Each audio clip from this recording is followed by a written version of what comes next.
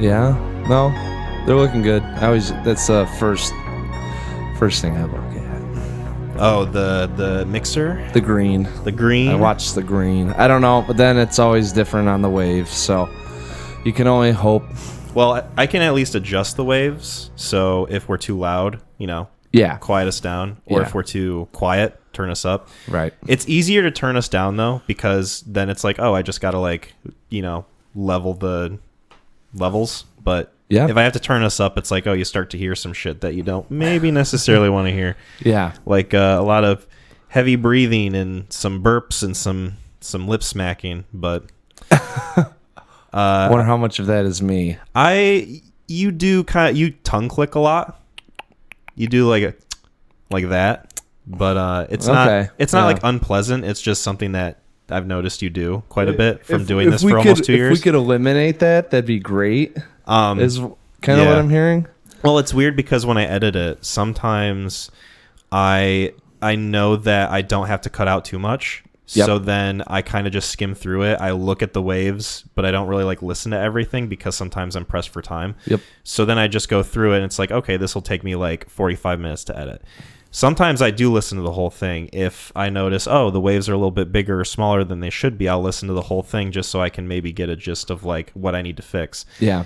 And sometimes I'll put in the extra effort to and obviously I close the gaps in conversation if there's a pause for looking something up. Right. Or if one of us burps or something or coughs or whatever. In the last couple episodes when I was coughing like a maniac, did my best to cut those out.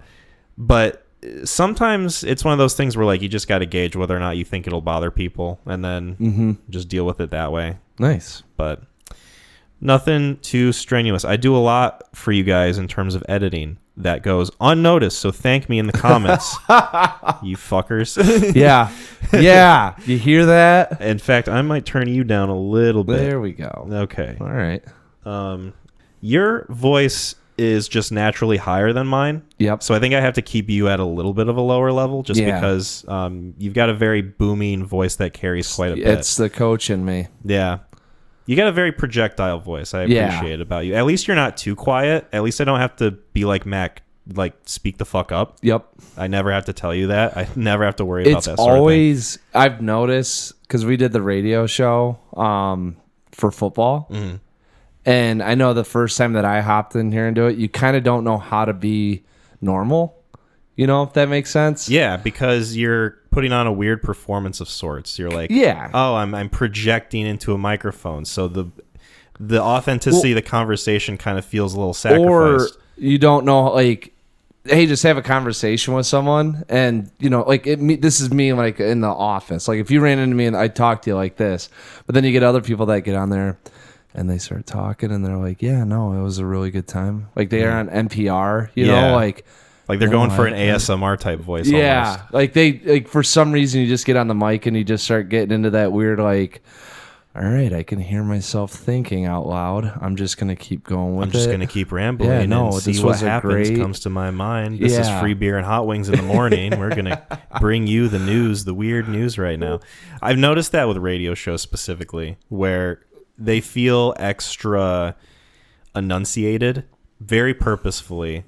And it's funny because I work with somebody who has actually met those guys. Free beer and hot wings. And I asked him, so is their radio personality exaggerated or are they just like that? And he said, no, they're just like that when they're around each other. Yeah. It's they're doing the radio show without recording, essentially. I do think there are some people that are like that their personality, usually especially within podcasts. I think once you get on more of a state or national level, there's probably you got a persona that you're fitting. You got a persona and it's heightened for sure, but there still, I think, should be some semblance of you in there without sacrificing your actual personality. Yeah. Because obviously with a radio show, you want the people that you're listening to be interesting and to be engaged and energetic with what they're talking about. But at the same time, you don't want them to overexert themselves. And then when you meet them in real life, they're like, hey, I'm Free Beer. I have a radio show. Yeah. I think you might like it. You want to talk about butterflies? I don't know. It'd just be a weird thing. It's just a weird thing in general that like radio and podcasts kind of like subconsciously put in your brain. Like you have to be on for certain times.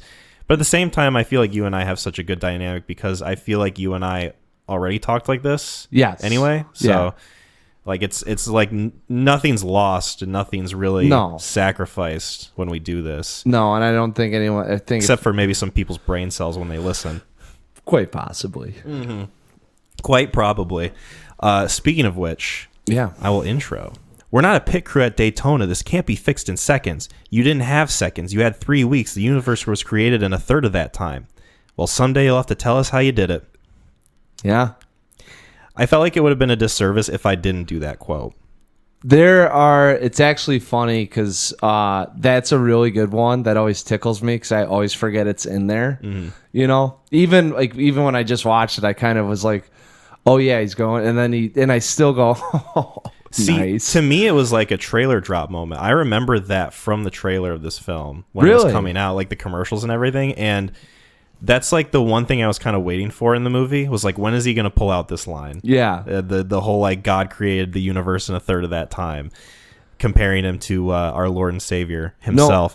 No, my favorite line in the whole thing is he goes, well, what are the chances that it does work? And he goes 1 in 6. He goes 1 in 6. He goes, Russian roulette, reverse engineer those odds, right? He goes, that's how, like, if you don't get this thing to work, I will not announce your name. So he goes, if I were you, I'd get back out there and start adding more bullets into that gun. Mm-hmm. I love that line.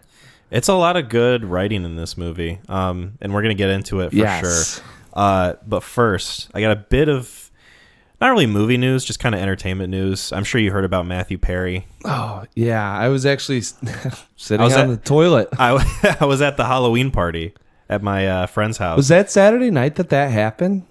Yes, it was. Yeah, we didn't do anything. We were just watching college football, and I went to the bathroom, and all of a sudden, like, Twitter pops up with the news, like, and this thing, Matthew Perry died, and I forgot who tweeted it, but it was like 35 seconds. I was like, this can't be right, Mm-hmm. So I Googled it, and sure, it was like 5 minutes after the whole thing happened that I was like, man. So yeah, tragic. It's a weird, empty feeling. Especially since he was 54. Like, he wasn't old. So it's one of those things where, oh, damn, the people that we like grew up with in entertainment are dying because they're older than us and because they had issues and everything. I was at the Halloween party and my friend Lauren, I think, brought up like a Reddit link or like a Facebook link or something. And I was like, oh, shit, Matthew Perry died. And it took me a second to like register it. But I don't know. It's weird because it's one of those things where, I wasn't like a huge fan of Friends or anything. Like, it wasn't really my type of show. I knew people who loved it. Yeah. But I think it's one of those things where, like, you can't deny the huge status that it had when it was out and how many people are connected to that show. Like, it's probably arguably one of the biggest sitcoms that exists, that's continued to be syndicated throughout fucking time. And it rivaled Seinfeld. And like most of the main cast is still like, some are probably a little bit more relevant than others, but like, most people, when they talk about Friends, they talk about like all 6 of those cast members, how much they contributed to the show. And a lot of people consider Matthew Perry to be one of the best parts of it. I would probably include myself in that from the few episodes I've seen. I've not watched a lot of Friends. I was a Seinfeld kid, and I think thank God, because that's really what tailored my sense of humor. Yeah. I'm trying to. He was in a couple movies, and I'm trying to see if one of the movies, I thought he was trying to hook up with someone or get a job, and he had to act like he was gay. But I don't know if that was him or not. I can't. There's a movie I remember him being in. I forget the name of it, but it had Chris Farley in it. And It's Almost Heroes. Is that the one where they're like Lewis and Clark, kind of? Like they're on the expedition or whatever. Yeah, They're trying to beat Lewis and Clark. And a taste. it shall be. Yeah. I remember seeing that one in school and thinking that it was funny. Obviously, I was in like 5th grade, so I don't know how it would hold up now. But probably, you know what's really weird too? Talk about things coming like full circle. We were watching that movie the night Chris Farley passed away. Oh shit. Yeah, I don't know. And this is obviously before the internet. I mean, like we were at my grandma's like trailer, and we had the movie on, and I don't know how it maybe not the night he passed, but like within the week that he passed. And obviously we were really little, and the movie came out, and we had it on, and my grandma saw it, and she was like, "Yeah, that big guy's dead." Oh damn! Yeah, that big guy. Yeah, and like I used to get him and John Candy mixed up. Naturally, yeah. Like when and just being a little kid. I mean, it's not like actors and you're familiar with everyone and big funny white guy. Yeah, SNL. Like we hadn't really watched much of it because I don't know when that movie came out. The movie that I'm thinking of with Matthew Perry is 3 to Tango. I think I came across that on Letterboxd. I was looking at some of his movies that he was in after I learned he died. And, he doesn't have like the best filmography, but he's got some things that are notable. He had a really bad problem. Wasn't he an alcoholic or drug addiction? He had problem with prescription pills, drug abuse. Yep. I think alcoholism was in there. If you watch a lot of Friends over the course of I think 9 seasons or 10 seasons it was out, his weight fluctuates a lot, and that's not just because, they are aging. It's because rehab and getting healthy and like back one to drugs. season he's like almost Christian Bale machinist weight, like 120, and then the next season he'll be like a little overweight and like have facial hair to compensate for it. It was almost kind of like a Charlie Sheen thing where like they probably had to film a lot of his scenes where he's sitting down because he's kind of fucked up. And he's sober for 2 days, so he's starting to feel it in his knees. I can't take this; is too much for me. Yeah. But it's interesting because he also came out with a memoir, like a year ago, 2 years ago, about like his struggles with addiction. I remember he had a book, right? He had a book come out. Yeah. And he talked about like losing some of his like Hollywood friends. Like he was friends with River Phoenix and Heath Ledger, and kind of like seeing them go. And yikes! There was it gave him like a sense of purpose, I guess, for lack of a better word, and the fact that like he managed to like come out of it okay where his friends didn't gave him a bit of appreciation for life. And we didn't even talk about how he died. That's what I was about to ask. Yeah. Like, I know how he died, but did there more information come out on this? So right now the understanding is he had a heart attack in his jacuzzi and drowned. And what's really eerie is that his last Instagram post was him in his jacuzzi, just chilling in there. And it's like not the day of, not right? the day of. Okay, it was like that weekend, right? But the jacuzzi itself is kind of noteworthy too because it's not like a fucking hot tub size jacuzzi. It's like a pool. It's like a fucking like full-size infinity pool. Millionaire getting residuals from Friends. I think I read he was making like $20 million a year just from Friends residuals, which is what they're all making off that show. Which is no fucking wonder crazy. You don't see him anymore. I mean, that's like shit. You wouldn't see me again, dude. You got the pony, man. Mm-hmm. Like you hit it. Yeah, there it is. Do you want to keep doing this and having to deal with weird directors and horrible writing, or just own a pretty nice home and go off into the sunset? I mean, as far as life goes, he had his struggles for sure, but at the end of the day, he's more likely a winner than anything. Like I'm not gonna knock him. I mean, he had a good run. It's really just one of those unfortunate things that, I mean, you have a heart attack in a pool, dude. This hasn't. Yeah. It reminded me of someone that had a heart attack. So. Oh, who? Well, if we're done with Matthew Perry, I can get into. It's not. It's a. Yeah. I think people want to know about me. I hope, or what's going on. I've talked about coaching enough. Did you have a heart attack? I didn't have a heart attack, dude. We had the craziest fucking thing happen to us. So, Spring Lake's out of the playoffs. We lost 2 weeks ago, or a week ago Friday. Damn. Right. So we had a good run. You should have won.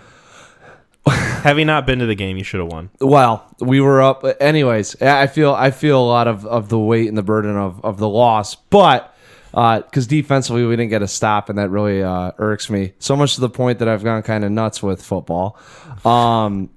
But we score a touchdown. Okay, so we score a touchdown to go take the lead against the team we're playing against, and we're gonna go kick the extra point, which is, I don't know anyone. If you're not familiar with football, you score a touchdown, there's a free point that you can kick to get, if you kick it. Mm-hmm. The team that we're going against decides to keep jumping the snap. So after a couple times of doing this, we decide that we're going to run a play and try to get 2 points instead of 1 point. Well, we run the play, and it's whatever happened. I mean, how do you say? I always say it wrong. Deus ex machina. Deus ex machina. Deus ex machina. Like seriously, some shit like that. Our quarterback takes a hit. And gets hurt. Like he breaks his leg.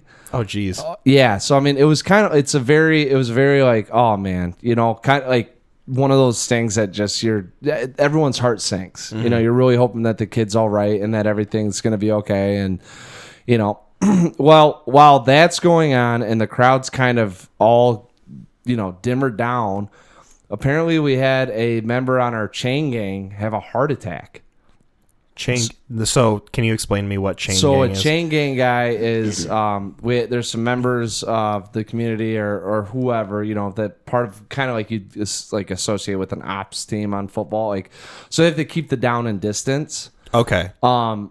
Yeah, and the guy, so our quarterback. So this is an older person. This was like in his 50s, I think. Okay. That's why I was like thinking like it's like heart attacks are so there's. Before I get into the whole, existential crisis with things out of your control, the quarterback goes down. The whole stand's watching that. Meanwhile, no one realized that we had a guy that had a heart attack on the sideline. Yeah, they're all paying attention to the kid with the broken leg. We were sitting there for 40 minutes trying to and people and everyone's heart's going out with the quarterback, and they're trying to figure out. We didn't even know. I mean, so it's just there's these funny events that happen in life, or I shouldn't say funny, just crazy, like things you can't explain. And I was a part of it on Friday, and it was a loss. And it makes you.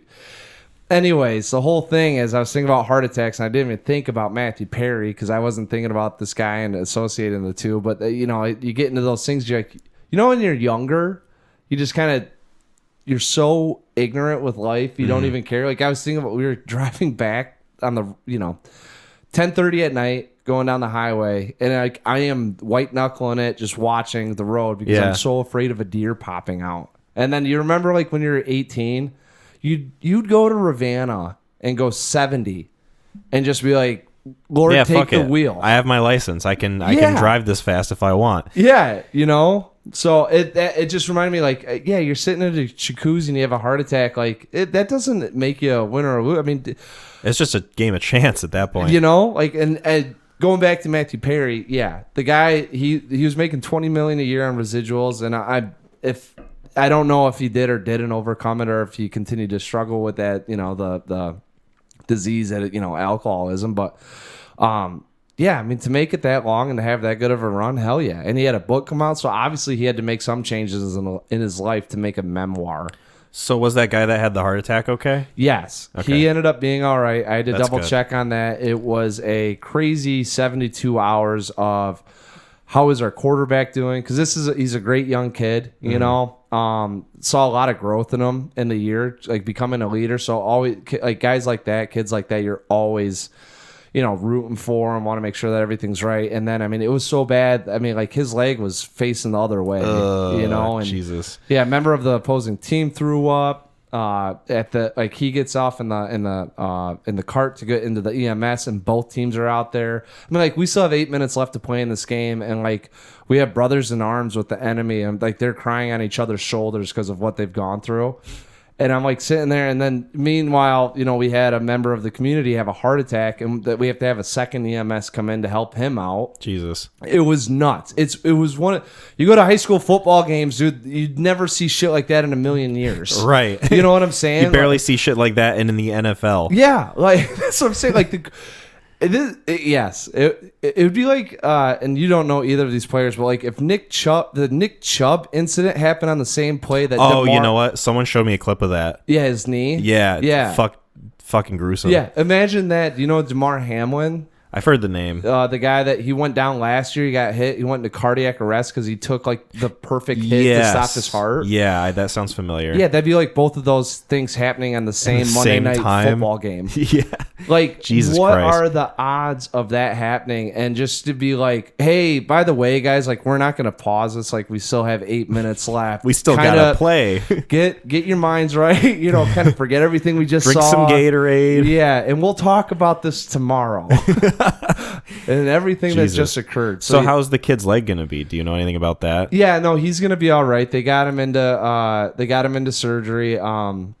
His dad, I'd go to breakfast with his dad on Fridays, you know, just from being part of the coaching staff and becoming friends with those guys. Me and him would get breakfast. So like, it was like one of those things, like this whole thing's happening. He goes down there, he's trying to console his kid. Right. And I go over there and I kind of give him a hug. I'm like, dude, like whatever you got to do, you know, like I know it's a football game, but shit, dude, this is life, you know? And he's torn up and, no, the kid's going to be all right.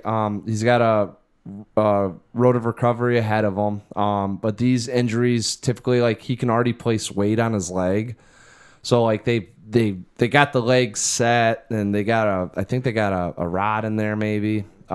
They threw some, like obviously you got to get some machinery in there to make sure that everything gets set and healed and you know, probably some physical therapy. Yeah, so we're hoping that, you know, in the summer that God willing, if he continues to stick with football and doing sports and stuff, that everything will go smoothly and he'll be out and doing well. So I mean, after honestly, the worst thing that happened was just the two events happened. You know, outside of that, everyone's at the same time. Yeah, like, and I was talking about Sam went to the game, and I was talking to him, and he was just like, dude, he goes, I've never seen anything like that ever. That sounds fucking crazy. Ever. And I'm like, yeah, and you're in the stands, you know, like, yeah. I'm fucking sitting here trying to coach. Like I had one kid that was crying that I was like hugging and like, you know, I'm like, dude, it's all right. Like if you can't go back out there, just let me know. I'll get someone else in. Like it's a football game. Like this could shake anyone up. I've got another kid that was just staring at his leg that's like in shock, and I'm trying to like snap him out of it, you know. And you're just talking to like blank eyes, you know, and I'm just sitting there. I was like, what the, you know, a lot of people looking to you for answers, probably. No. Because at that point, everyone was in shock. You know, I was trying to keep my head about no questions to ask. Don't know what to do. Well, what do you know, it's if we're going to continue playing the game, hey, like, prayers go with the quarterback, everything that's going on. We're all thinking about him. Let's get through this, and then we can go and assess what's going on with him. You know, let's get through these last 8 minutes of this game, and then we can figure out, because there's nothing we can do right now, right? Yeah. There's absolutely nothing that's in our control right now that we can do unless we stop this thing and we all go and, like, if we go to the hospital or whatever. Like, other than that, you just got to have that mindset, like, unless something really bad's going to happen. In which case, if someone said, hey, he, like, an artery got hit or something like that, like, yeah, stop the fucking game. Let's go. So, yeah, it was just wild. It was wild. It was 35 minutes of, like, just kind of walking around and trying to grab guys and, like, snap them out of it and be like, yeah, everything, like, we haven't heard anything bad, so let's just, you know, get to that next step. Mm-hmm. You know, I'll allow this sports talk for this episode just because, you know, it's quite interesting. It's a little bit more than just sports. It sounds like the entire ordeal was really fucking brutal. And oh, yeah, yes. I mean, shit. It was very, very compelling to listen to. I'm glad both of those people are okay. Yeah, same here. Yeah. Speaking of situations that get out of control, we watched a movie by Martin Scorsese called Killers of the Flower Moon. This is one that has been in development for a while. I think it was filmed in 2018, and it just now got released 5 years later. He had to go through some hurdles. Yeah, so obviously COVID came and fucked everything up, but then it's one of those movies where, like, Martin Scorsese probably just wanted to wait for the right time to release it, and probably some distribution stuff. I mean, I don't think it was originally supposed to be an Apple TV production, or at least distributed by them in part, because I know that it's going to go on there eventually. But I guess I don't know too much about like the whole development of it. I just know it took a long time to get out. Yeah, I mean, just from so the book came out in 2017. So I mean, when you talk about it took a long time to make, I am also looking at the other side of it's a very quick turnaround for a book to come out, read it, and go, I got to make this film. And not only that, but he had to talk to the Osage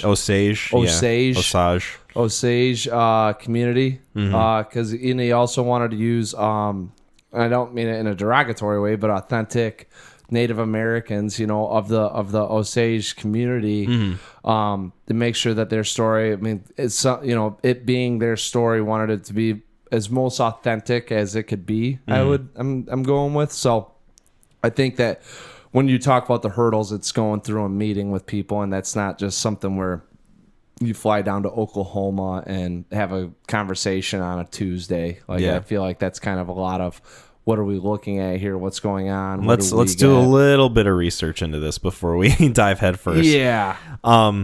So I can summate this film. Yeah. This was directed by Martin Scorsese. I think this might be, correct me if I'm wrong, the first Scorsese film we'll be talking about on this podcast. Oh. I believe so. At least officially. We haven't done like a full discussion on like Taxi Driver or Goodfellas or anything. At least I don't think so. No, I don't think. Screenplay by Eric Roth and Martin Scorsese, based on Killers of the Flower Moon book by David Gran.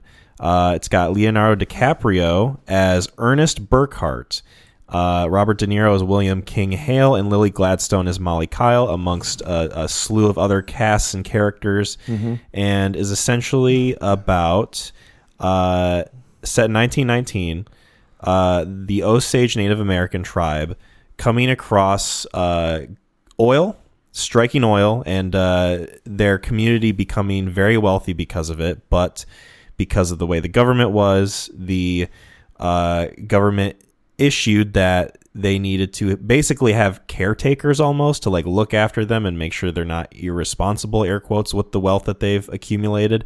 So there's a lot of intermingling, a lot of interracial marriage, and a little bit of nefarious goals in mind with the white people that come in and establish relationships with them. And Ernest Burkhart, played by Leo DiCaprio, comes back from war.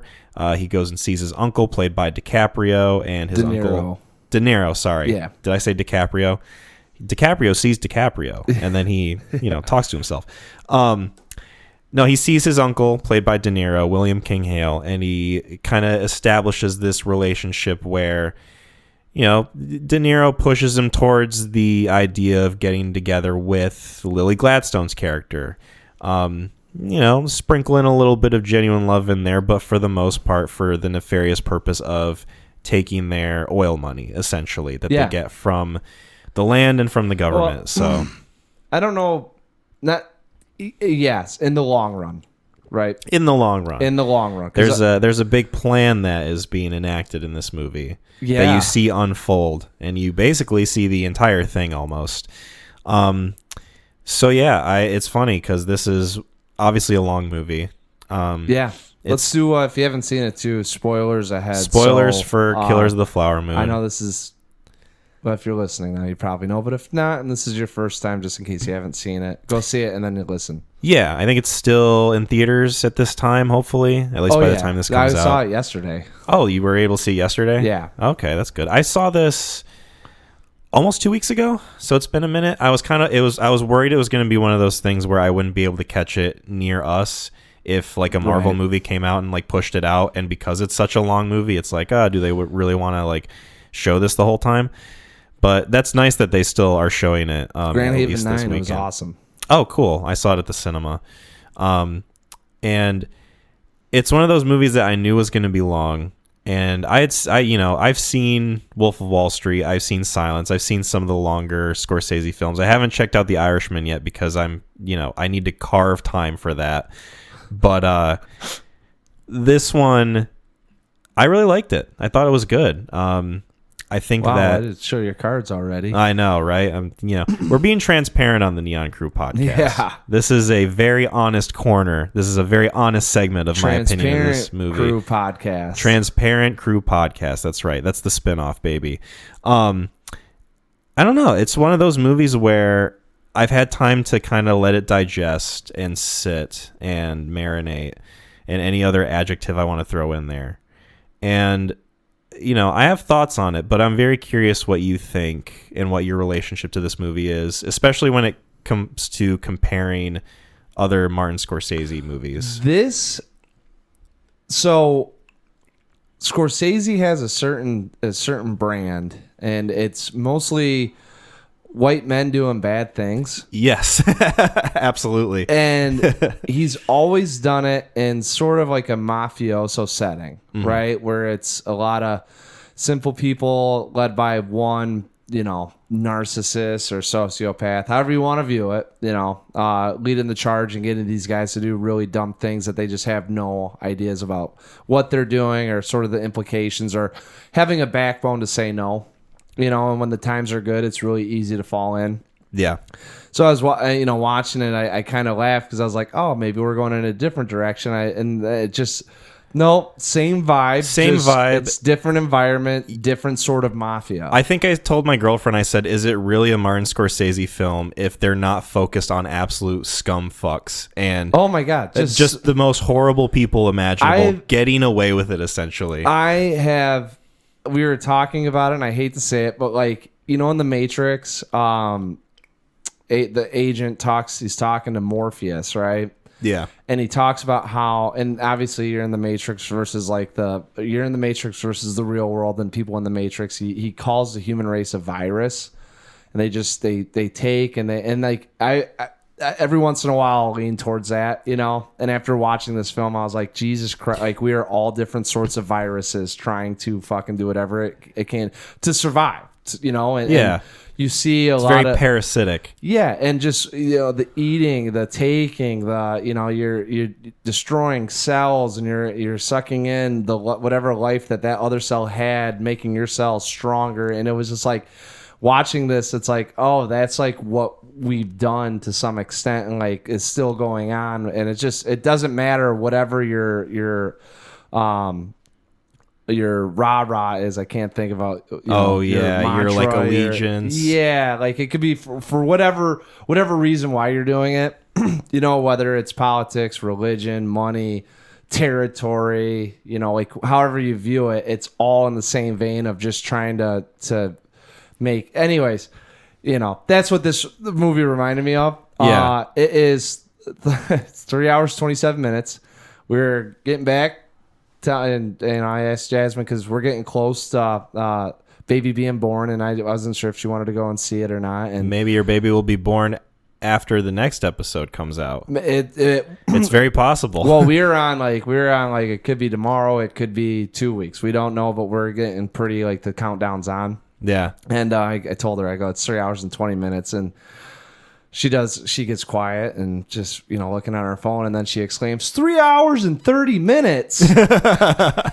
I'm like, I'm going to give birth to Kyle Jr. in this time. Yeah. And I'm like, I go, sorry, I rounded down. And so, the time might scare you, but honestly, don't let it scare you. This thing goes down not as smoothly as you could say for 3.5 hours, but no. This is in terms of maybe hiccups. If you're talking about a long, smooth drink, that was a little rough. Everything feels very purposeful, and everything feels like it needed to be included in order to convey how much of a piece of shit these people were. Oh my God. And I really like the dynamic it had in presenting you the character of Ernest Burkhart, because he's introduced and he comes in and he's played by Leo DiCaprio, obviously one of the biggest leading men in Hollywood. Mm-hmm. Worked with Scorsese multiple times before on many different films, including Wolf of Wall Street, where he's also a big piece of shit in that. But there's something weird about this movie specifically in comparison to Wolf of Wall Street, where at least with Wolf of Wall Street, you kind of understand from the get-go that this guy's a scumbag.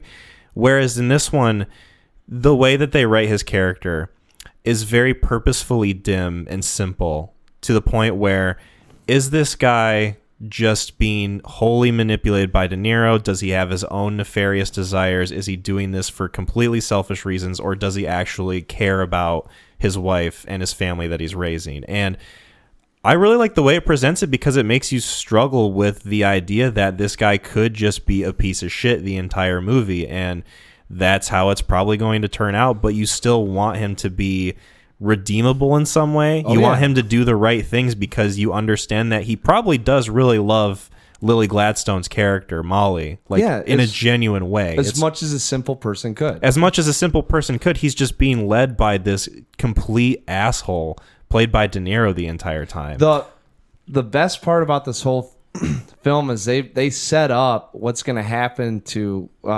Ernest in the first 10 minutes. Yeah.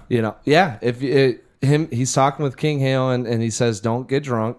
That's it. They call it Black Crow talk because yip, they're listening, right? And he says, and don't be simple because you'll find your ways with the wrong people here and they'll lead you in the wrong direction. You stay with me and I'll make sure that we take care of you. And I'll make sure you're fine. Yeah, don't go off and running to other people and being simple around them because they'll take advantage of you. I won't. I'm your uncle, Yeah.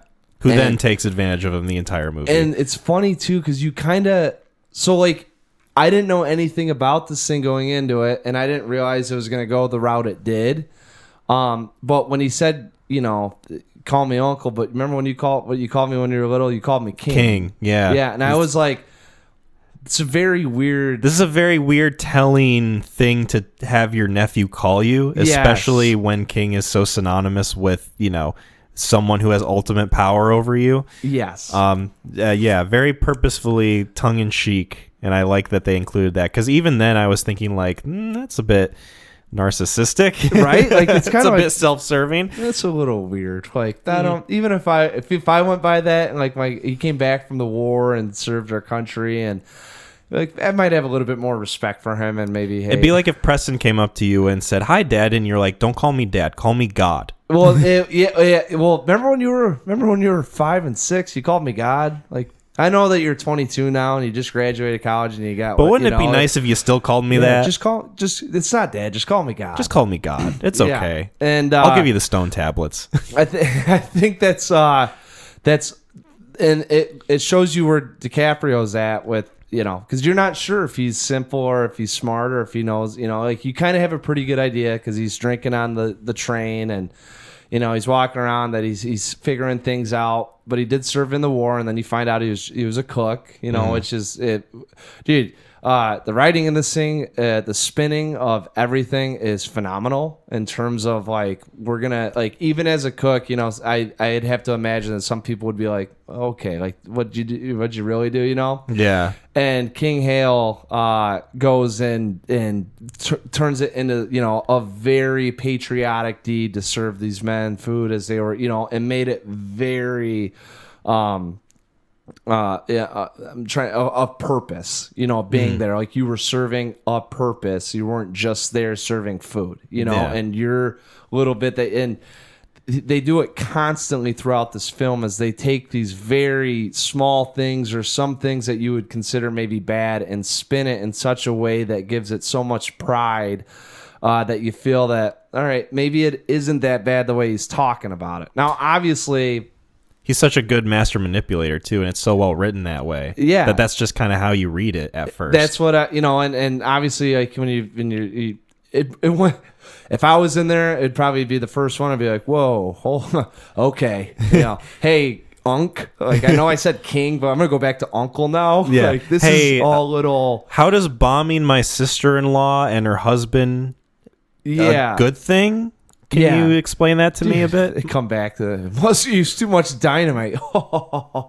Yeah, and the fucking block is just leveled completely. Yeah. Jesus Christ. Leo's character reminds me a lot of. Have you seen The Master? No, that's a movie that I got. That's one you should check out. Movies. That is a movie that. Well, it came out before I was really, thinking critically about movies, and kind of seems like it'd be a little dry for me, but now it's really piqued my interest in like. I think you would like it, especially Philip Seymour Hoffman and Joaquin Phoenix. Yes. Joaquin Phoenix's character reminds me a lot of Leo's in this, where he's a very simple man, just kind of following orders, doesn't really have much of a purpose except for the purpose that the overbearing, dominant character kind of gives them. Yep. Gives them a sense of like community. Yep. I would say Joaquin Phoenix's character is a little bit more mentally unstable than Leo's, which is saying a lot in this movie. Well, but it wasn't like he was mentally unstable. He just had no idea of like he was so common sense. He was smart enough to understand what his uncle wanted him to do, but he wasn't smart enough to understand what his uncle was doing to him. Like it's like the way he was influencing him. I'll just say this, and I'll tie into a different movie. The uncle played the orchestra. Leo played in the band. Yes. Yeah. That is a good. Wow, I'm proud of that. I recognize where you're going with that. Yes, you're welcome. Our next topic. Yeah. For those who are wondering. Yeah. But no, it's one of those things where like I can see a lot of other movies' DNA in this, and how much I appreciate it and like it, and where it's going. It feels very much like it could be a companion piece to something like The Master, just in terms of like the themes and the characters and the way they're written. Except it's a real. Well, I think The Master is loosely based on some events that happened. It's right, based kind of Scientology. It's kind of like a tongue-in-cheek look at like Scientology. And, yes. Obviously, the character name's different and the situation is a little bit different, but it's very much inspired by L. Ron Hubbard. Kind of going along with how this is inspired by true events. Well, too. I mean, this is actually like, these are real people. These are things that Ernest Burkhart is a real person. I had to look it up. I mean, and when you talk about like in the movie, you kind of have the gist of like, I don't know if he knew good and bad. Like in real life, I mean, he went to prison, came back, had a girlfriend, and they went and stole like $8,000 from. I don't know if it was. I don't know if Molly ended up having any sisters left or not. It was another community member of the Osage tribe that he stole money from and went back to prison for another 10 years. So like, I read that and I was like, oh, I guess he probably was just a bad person, and they made him a little bit more conflicted in the movie. That's what I found really interesting is the way, especially the ending of this movie, not to like skip too far ahead. No, just the way it like presents the information at the end to you of like the real life people and what you saw in the film is an interesting choice to me, because Scorsese does paint him a little bit sympathetic when it comes to the suffering that his wife is going through and like the love he has for her and like the genuine feelings that he gets with his family and his wife. And then he goes and does like all this horrible shit. It's interesting to me how you look at the real life person and you have almost less sympathy for them than what you were just shown on screen in a fictional setting. Here's what we don't get to see is Bill Smith talking about how Ernest buys all the things with Molly's money. Like there's a lot of things that was alluded to that he was doing that had we seen as audience members, we'd probably be like, feels a little bit more like a money grab than it does but because we don't actually see him using that money, most of the interactions that he has with Molly is of that of a caring nature. Right. That it leads you to make with the information given, you're making your own assumptions on how he is, which is it's a beautiful way of doing it. And if you want to make a conflicted character, don't show some of those outside elements that would impact our judgment of them. Only present it in a light of, hey, when I'm with Molly, like I am taking care of her. I am in to some extent, and and let's just keep him simple that he doesn't know it. We're gonna really have him butcher the Blackie deal, and we'll make him show that he has no common sense and literally can only do as ordered. And if there's a variable in that situation, he will not understand how to react to it. You know, and that's how like when you get to the medicine pouring and what he's doing with the vial and doing them out, like there's two sides of it. One, he knows exactly what he's doing, and it's tearing him apart, as he kind of shows as like, man, like I know this is killing her, but like at the same token, like got to keep her alive long enough. Or two, he doesn't know, and he's just freaking out because it's 1920. Western medicine is still doctors doing coke and figuring things out. Leeches, baby. Yeah. We'll get that. We'll clean up that blood right away.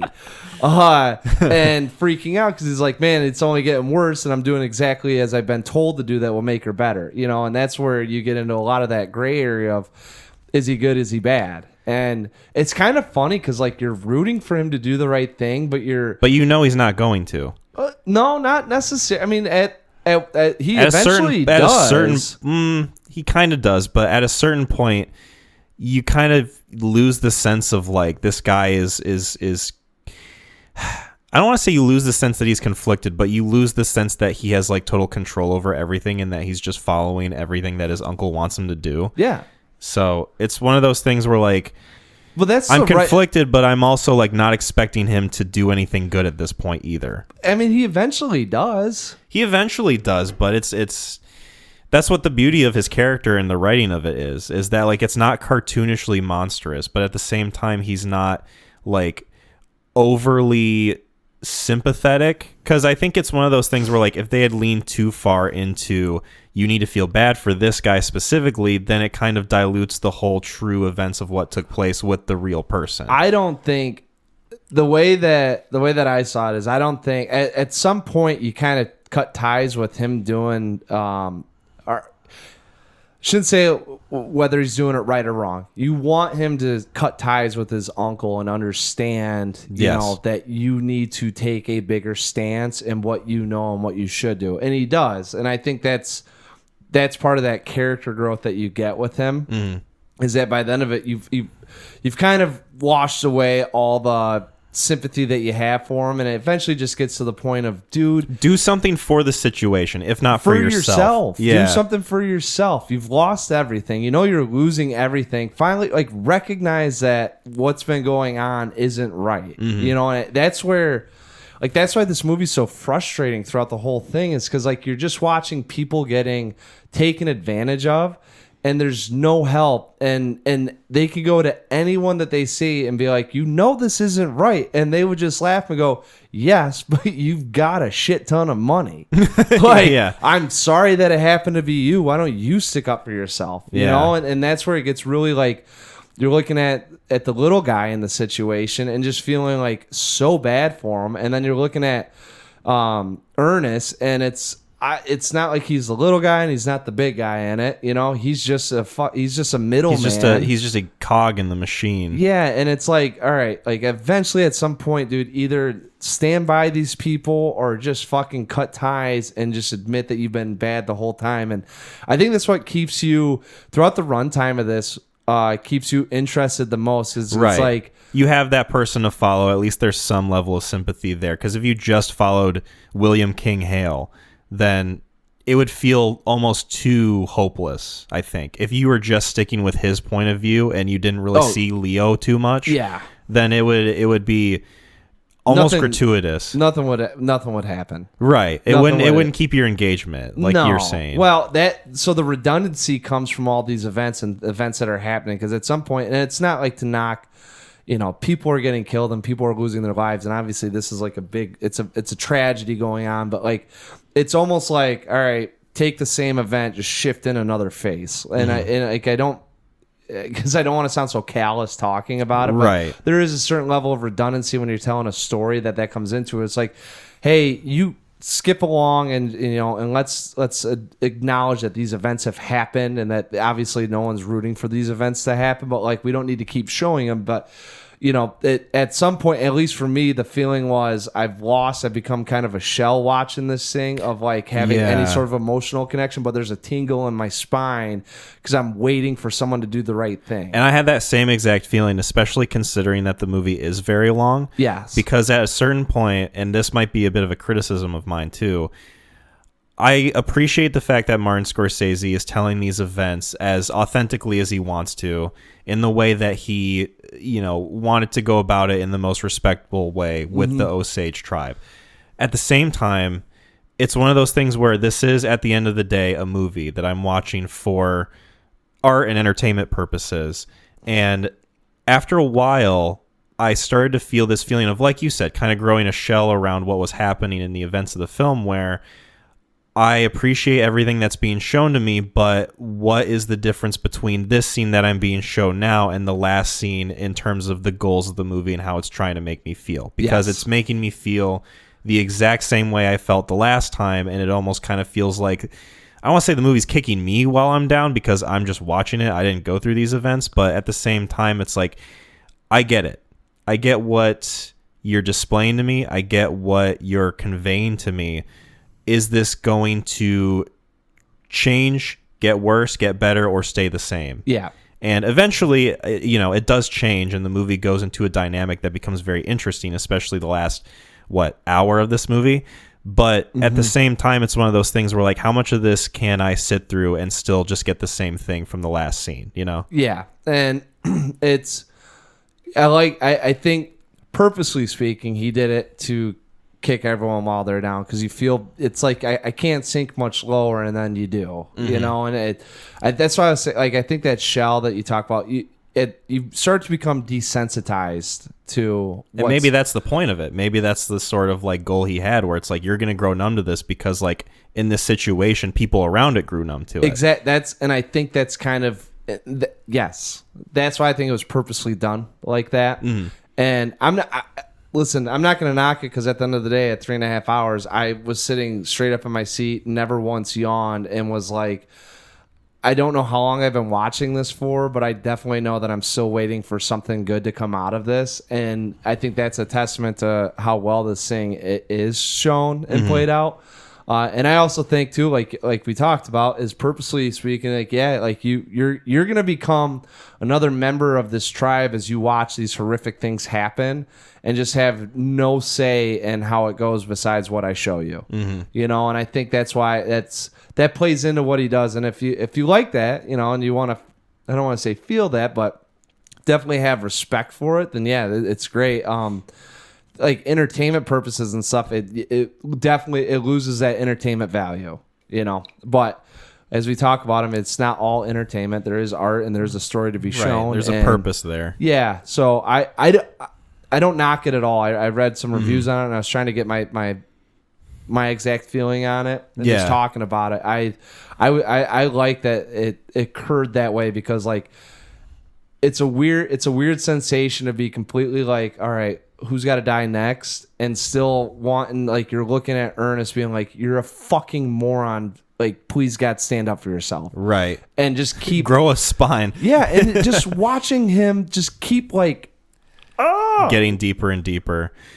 Can we talk about Lily Gladstone for a bit? Sure. I thought she was fucking great. Yeah, I think she was one of my favorite parts of the movie by far, and I would be surprised if she didn't get nominated for supporting actress in the award season next year, if they have it, because of the fucking strikes. But I think that she stands out so much in this movie. Oh yeah, absolutely. And it makes me curious to see like any other movies she's been in, and I hope that she gets more roles after this, because I really like her in this movie. Like, I thought everyone's great. Like, Leo kind of, like, to me, he completely disappears into that character. Like, oh god, yeah. It's very, Leo's one of those guys where, like, you see him in a movie and he's coming out in something and you think, am I going to be able to separate Leo from this character? Am I going to be able to not see Leonardo DiCaprio? And then I watch him, and then, he completely disappears into it, and he surprises me almost every time. Okay, I was about to say, dude, because come on, you can't name a role that you've seen where it's like, oh, just Leonardo. Well, that's what I'm saying. Like, he surprises me. It's one of those guys where, like, I look at him, I think I'm not going to have that separation, but then I do. You're in good hands if you go and see him in a movie. Yeah. Like, that's one of the nice things about him is, like, as much as you're like, God, I'm just nervous about it, he always delivers. Yeah. Like, probably the weakest thing I would say I'd seen him in is Don't Look Up. But even then, that's a role that I don't think was the best written for him anyway. That movie just wasn't the best movie. No. Yeah, I don't think anyone in that movie disappeared. No, I don't think so. Except maybe Timothée Chalamet's handsome face. I don't know what that means. But also, De Niro's very good in this. I had... not saying that I had a struggle with separating him, but like I definitely still saw De Niro doing his thing on screen, which I always like. Yeah. It's one of those things where like, okay, he's going to give a serviceable, good performance and he's going to give it his all. But at the end of the day, it's still De Niro. You see, it's like it's Mafia De Niro. Yeah. Like, that's kind of how it's like country Mafia De Niro set in like the 1920s. You're watching him. It's like, all right, it's he's playing William King Hale. It's still De Niro. But like, I like De Niro. I like De Niro in these roles because it's like, it's Boss De Niro. I mean, even in Heat, like I never or thought like it wasn't. Goodfellas. Yeah, well, that's what I'm saying. Like you watch, he's so typecast. And not to say that this role is exactly typecast, but I mean it does fit into like elements of like Goodfellas and not he. I'm trying to think what other movie came out in the Casino. 90s. Yeah. Actually, I think he's a little different in Casino if I remember correctly. I have yet to see that one. That one's on my list. Yeah. So she was awesome. Lily Gladstone. Really good. Mm-hmm. Yeah, she was fantastic. I was kind of wondering when she went into her fever state of like, all right, where are we? I want to see more of her taking charge and trying to do the right thing and figure things out. I don't want to see her just laying on this bed. Right. And you do see a lot of emotional range with her acting abilities in the movie.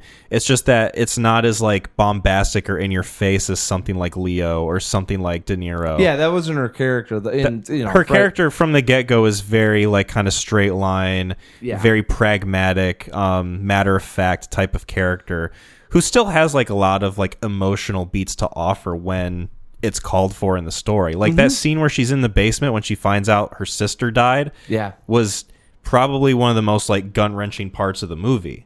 Yeah. At least for me, because I was like, damn, this like she's really selling this, and I'm convinced that she's actually grieving for a lost loved one. And I thought it was really fucking well done. She goes through a lot. She goes through a shit ton. She goes through so much, and the crazy thing is like when you just seeing facial expressions and seeing them and just realizing how worn out she is, because it's not just loved ones, it's just what she's seen through the time and what's happened throughout her life and what she knows happened to her parents. And it's just like, oh yeah, she's calm. It's like, well, you're kind of just looking at a person it's not necessarily given up. It's like I have to operate within this small territory because there's not much more else I can do. I have no influence and no one listens to me. And then also too, with that scene specifically, Leo's reaction to her like in that grieving process is just also very telling with his character too, because you're just getting the reaction from his face like, look at what you're putting this woman through, look at what you're putting this person through who you're like supposed to care about. That goes through the confliction that he has. So he's sitting there, he's like, I mean, I love this girl, but my uncle said that I had to do it. I don't know, like, and it makes you wonder just how much I think like heart of hearts, I'm like just watching him, like I think he genuinely loved her, and I think that he was 60-40. You know what I'm saying? Like it wasn't like unconditionally attached to this person, but at the same token, it wasn't like completely using her. Yeah. It was more of like, I want to get the money a little bit more than I want you in my life, but I still love you. Like you could say it was 51-49. Like he definitely expressed that he cared for her, but at the same token just couldn't realize what he was doing. Yeah. And because he's unsympathetic to it, like you got to be like, all right, dude, just shit's fucked up. Yeah. I liked the guy who played his brother too, Byron. He is in. I recognized him in El Camino. Not to give anything away, he's one of the tow truck guys or whatever. Yeah. He's also in The Last of Us. I haven't seen that yet. I need to. He's one of the two. There's two really good episodes I like. One made me cry, and one made me like, oh man, this is really like you could say compelling. Not necessarily a shit you haven't seen, just what's going on in the story. Yeah, it's interesting. Yeah, he's in that episode, and he's fun. Like I saw him, I was like, I hope this guy gets more roles. This guy's good at playing fucking scumbags. Yeah, he did that in The Last of Us. That was his job. He's just got like such a snake-like quality in the way he looks and acts. It's so fitting for that role. I really liked him in that too. It's like I don't know if you're just natural or if you actually have to pull this off. But one of my like favorite minor roles in this movie. And then Jesse Plemons pops up about in the fourth act of this film. Fifth act. I've never like had my heart raised so much for rooting for someone as when he showed up. It's like I would have been okay if the movie just was about him and he's the protagonist now. And he essentially kind of is a little bit. A little bit. He's like the one that is going to like come in and change the dynamic at the very least. Yeah, and he provides a very good feeling every time you see him on screen. He's like the polar opposite of Leo in that role, where He's in control. He's totally calm the entire time. Like, you never see him get emotional or upset.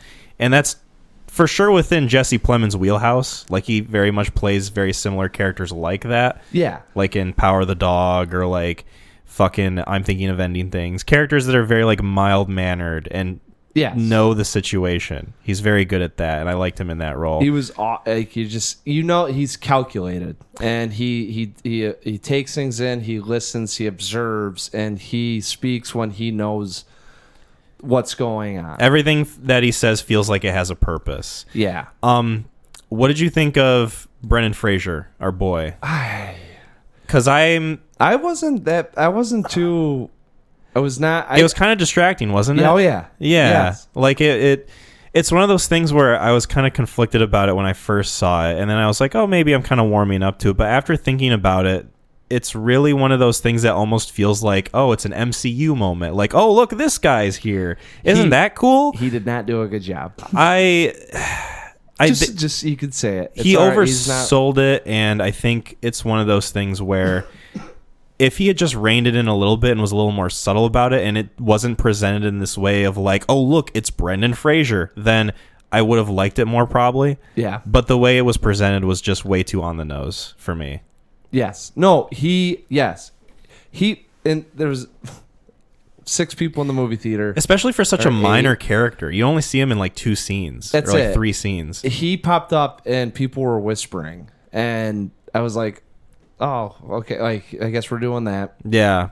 I mean, good for him. Like, he just won an Oscar. Now he gets to be in other movies. But I'm not going to listen. You get in there, you just got to knock it out of the. I mean, hopefully not everyone in the world's feeling like, do you think Brendan Fraser kind of overacted and like he doesn't get another good role? But he definitely like did not. He stood out so much in this thing, and it wasn't. It was distracting. Yeah, it wasn't. It didn't serve a purpose for what he had to do. Like you're playing like unless 1920 lawyers at that time, that's how they acted, that I don't know about and haven't read a biography or seen any documentary on. Like, I have no idea. That's why it just outlandish. Well, it's one of those things where like he just kind of pops up like 80% through the movie, where I guess if we had maybe seen him and gotten used to his character earlier, then maybe it wouldn't be so bad. It wouldn't feel like such a fucking weird mic drop.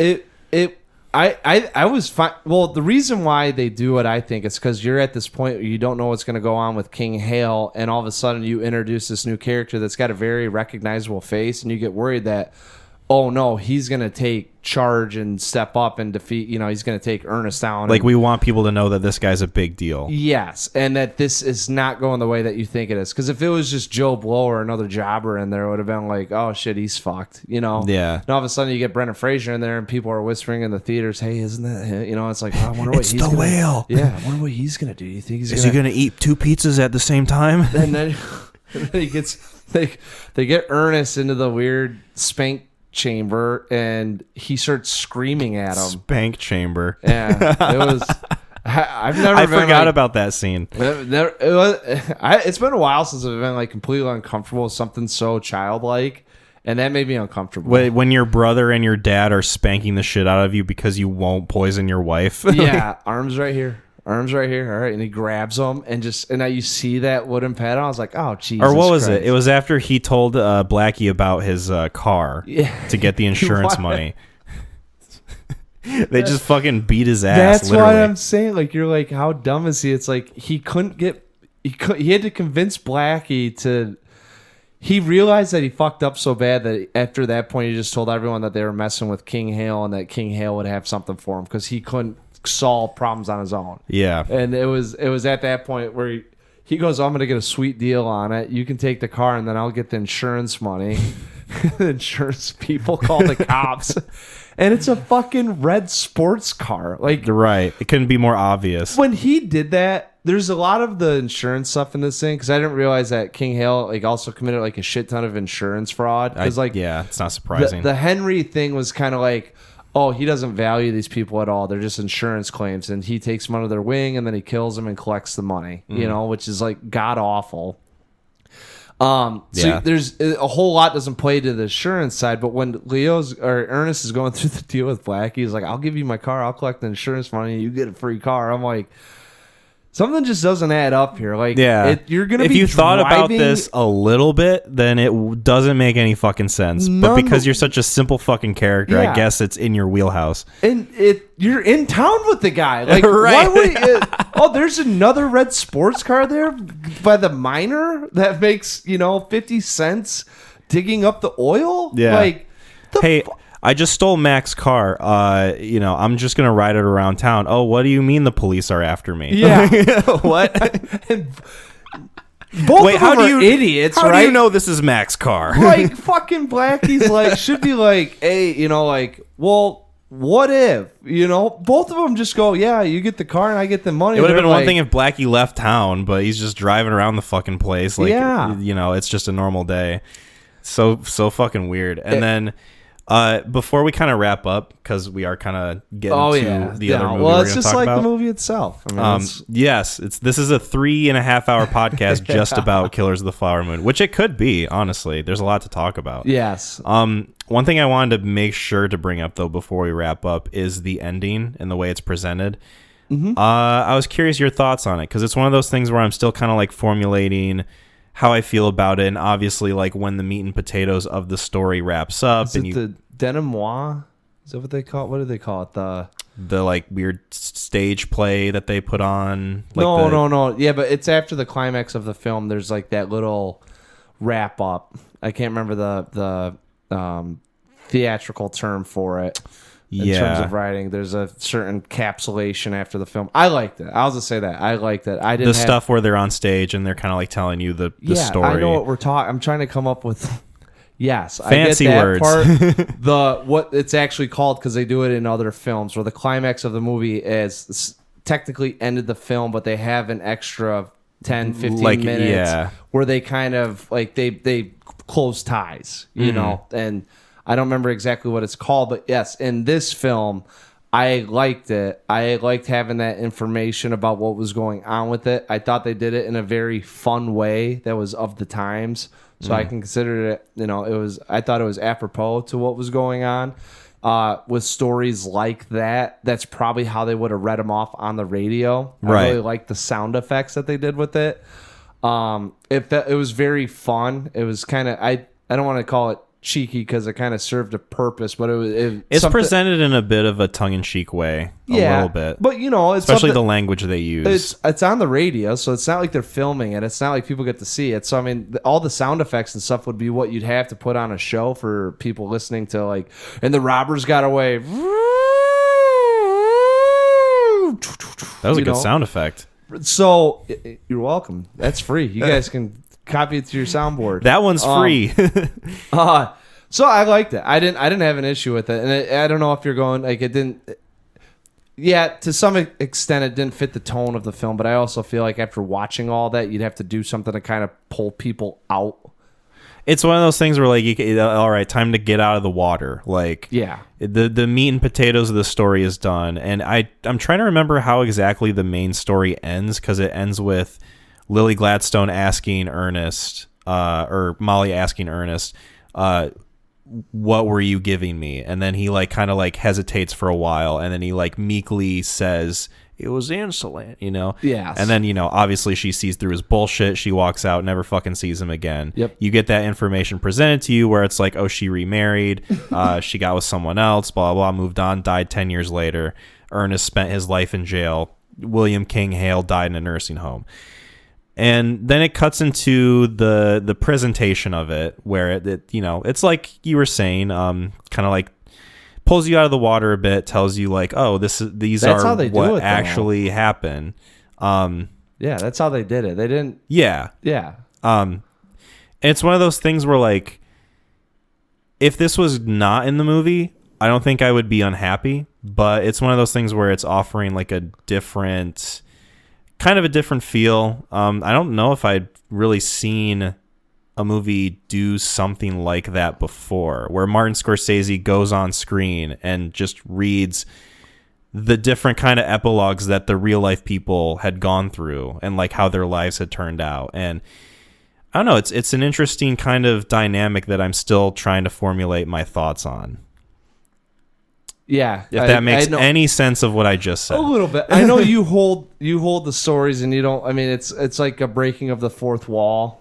You know, exactly. There are people, and I don't have issues with it when it happens because it becomes very surreal at moments. You know, where these movies you're supposed to be viewing it, not actually in it. However you want to view it. So there's like a level of disconnect all of a sudden. Yeah, and that's where I think it could be jarring at times. I don't have that issue, so that's why I don't like it, because I always view it as like it doesn't.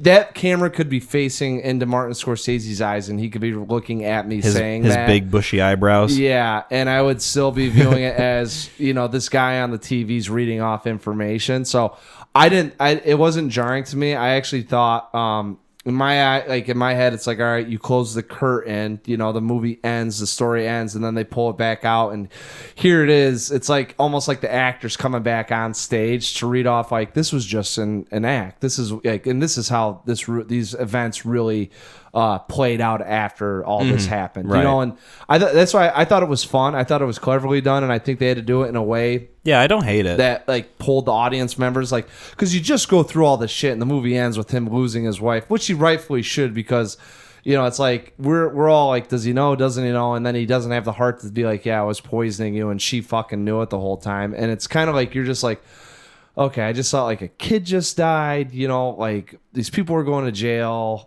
A lot of stuff's happened. Like, holy fuck. And then, you know, it's a lot of heavy shit. Yeah, a lot of heavy shit. Let's figure out a way to kind of tell you guys in a fun, light manner while still carrying. Let's ease you out of it. Yeah, some of the. Let's not keep punching you in the face until the end of the movie. Yeah, like imagine if Molly just got on there and all of a sudden she just started reading off like what they did, or like you see her die or something. Yeah, and it's, you know, well, you still have to have or they go through and they show like. You know, they show King Hale getting thrown in jail, or the movie ends with him sitting in a retirement home, just rocking back and forth, kind of smirking, you know, being like, if Ernest would have listened, we'd all be rich by now, you know, or like, he definitely was like, all right, we're gonna be done with that. Let's just get you guys. This is kind of how it unfolded here, and in a way that will stick with you, presumably, you know. And it does stick with you, and it's one of the more memorable parts of the movie by far. I just thought it was at least worth noting before we kind of wrapped up. Yes, I agree. I liked it. So I don't know if you, it sounds like you did. I'm still thinking about it. Yeah. I'm still thinking about it. So, I didn't hate it for sure. And it was definitely creatively done, which I think we can both agree on and say that like whether or not you like it, don't like it, it's creatively done in a manner that probably best suited for after a movie like that. Mm-hmm. So real quick before we wrap up, I just want to talk about my theater experience, because obviously it being a longer movie, I'm pretty sure they were playing Five Nights at Freddy's next to the theater that we were in. Yes. Because I could hear a lot of like horrific like mechanical noises happening, and it happened twice. And I'm pretty sure Five Nights at Freddy's is a movie where you could play that movie twice in a row and still have the entire runtime of Killers of the Flower Moon to get through. Pretty damn close. Like you probably if you started at the same time, they'd have to give it, clean it up, start it back up. You'd probably be 3/4 of that film on the second the second go around. Yeah, as you're like kind of wrapping up Killers. So I'm glad at the very least it wasn't the Taylor Swift concert next to us. I'm pretty sure that's what I had. Really? I couldn't. I really. And I'm not saying that as a joke. I was trying to in my head think of like what movies were going on, because there was a movie next to us with a bunch of college, like it sounded like college chicks laughing, and that was probably Taylor Swift having like a good time and stuff. And like I was like, is someone fucking talking in this thing? Like, and there's only like there's 8 people. There's 2 up in the way back, 2 right behind us, and 2 like a couple sitting down in front. And I was like, I don't think there's anyone in here that would be like that. And I could just hear them, and it sounded almost like, you know, Bad Moms or whatever that movie was. Oh, yeah. And so I was like, I don't know if this is because there was people laughing and it sounded bubbly. And that's why, like, as soon as you said, because I was trying to think, like, what did I hear next to us? Because there are very lulls in this thing where you can hear your own thoughts, you know, as we're just scanning the great earth that is Oklahoma in November. And like you just hear like, oh my god, oh my god, she's playing 1989. I was like staring at the corner of the theater, because like it's just coming from that side, and like I'm staring at this like black corner. I'm like, it was coming from the left of us like the whole time. Yeah. Which is a little bit more.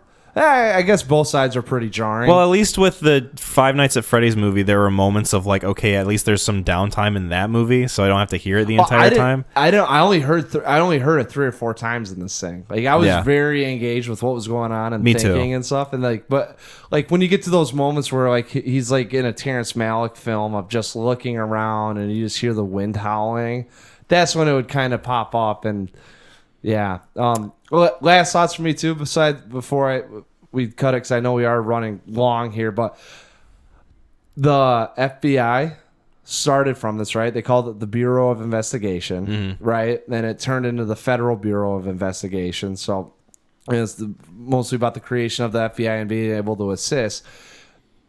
I was wondering if you had any thoughts, within your 30 seconds or whatever you want to take. Clemens was a Texas Ranger, right? Yeehaw.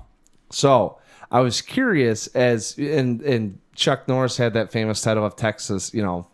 Walker, Texas Ranger. Yeah. And I was trying to think, I was like, you know what? It really isn't shocking that the Texas Rangers became very good detectives, because if you think about the Midwestern times and how expansive Texas is, if someone were to commit a crime and take off through Texas, you'd have to get a tracker on the trail, right? One of the Texas Rangers. So I was wondering if that any of that stood out with you and thought about like, oh wow, it's kind of like a funny coincidence, but like if you were to think about to pick a state to have someone lead an investigation, especially around that time, that he happened to be a Texas Ranger. So just a little fun thing that I stood out to me.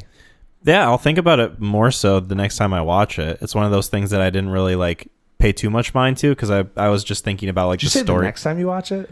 Yeah, tomorrow. Throw it on before breakfast.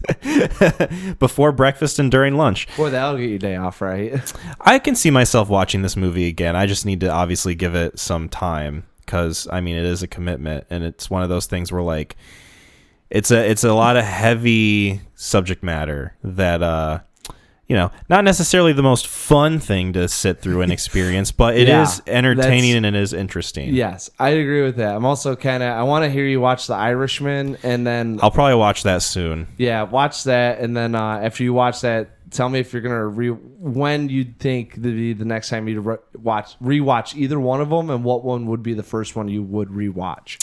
I will do that for sure soon. I will, and I'll have it chambered, because I'm very curious, because I watched this and I kind of was like, this is a really good film. I don't know, the next time I will just throw this on and be like, hey, I've done a lot of shitty things. Like, the only way I could think of is like, I've done a lot of shitty things. I want to make myself feel better, and then throw on Ernest Burkhart and be like, oh yeah, no, I haven't done that bad. Yeah. I'm not that big of a piece of shit. Yeah. Shall we get into ratings? Yeah, I'll go first. Okay. Unless you want to go first. Do we go about? It doesn't matter. It doesn't matter. Then I'll give Steve Jobs. I gave this a 9 out of 10. Nice. Yeah, I gave this a 9 out of 10. I really thought the characters were well written, very compelling.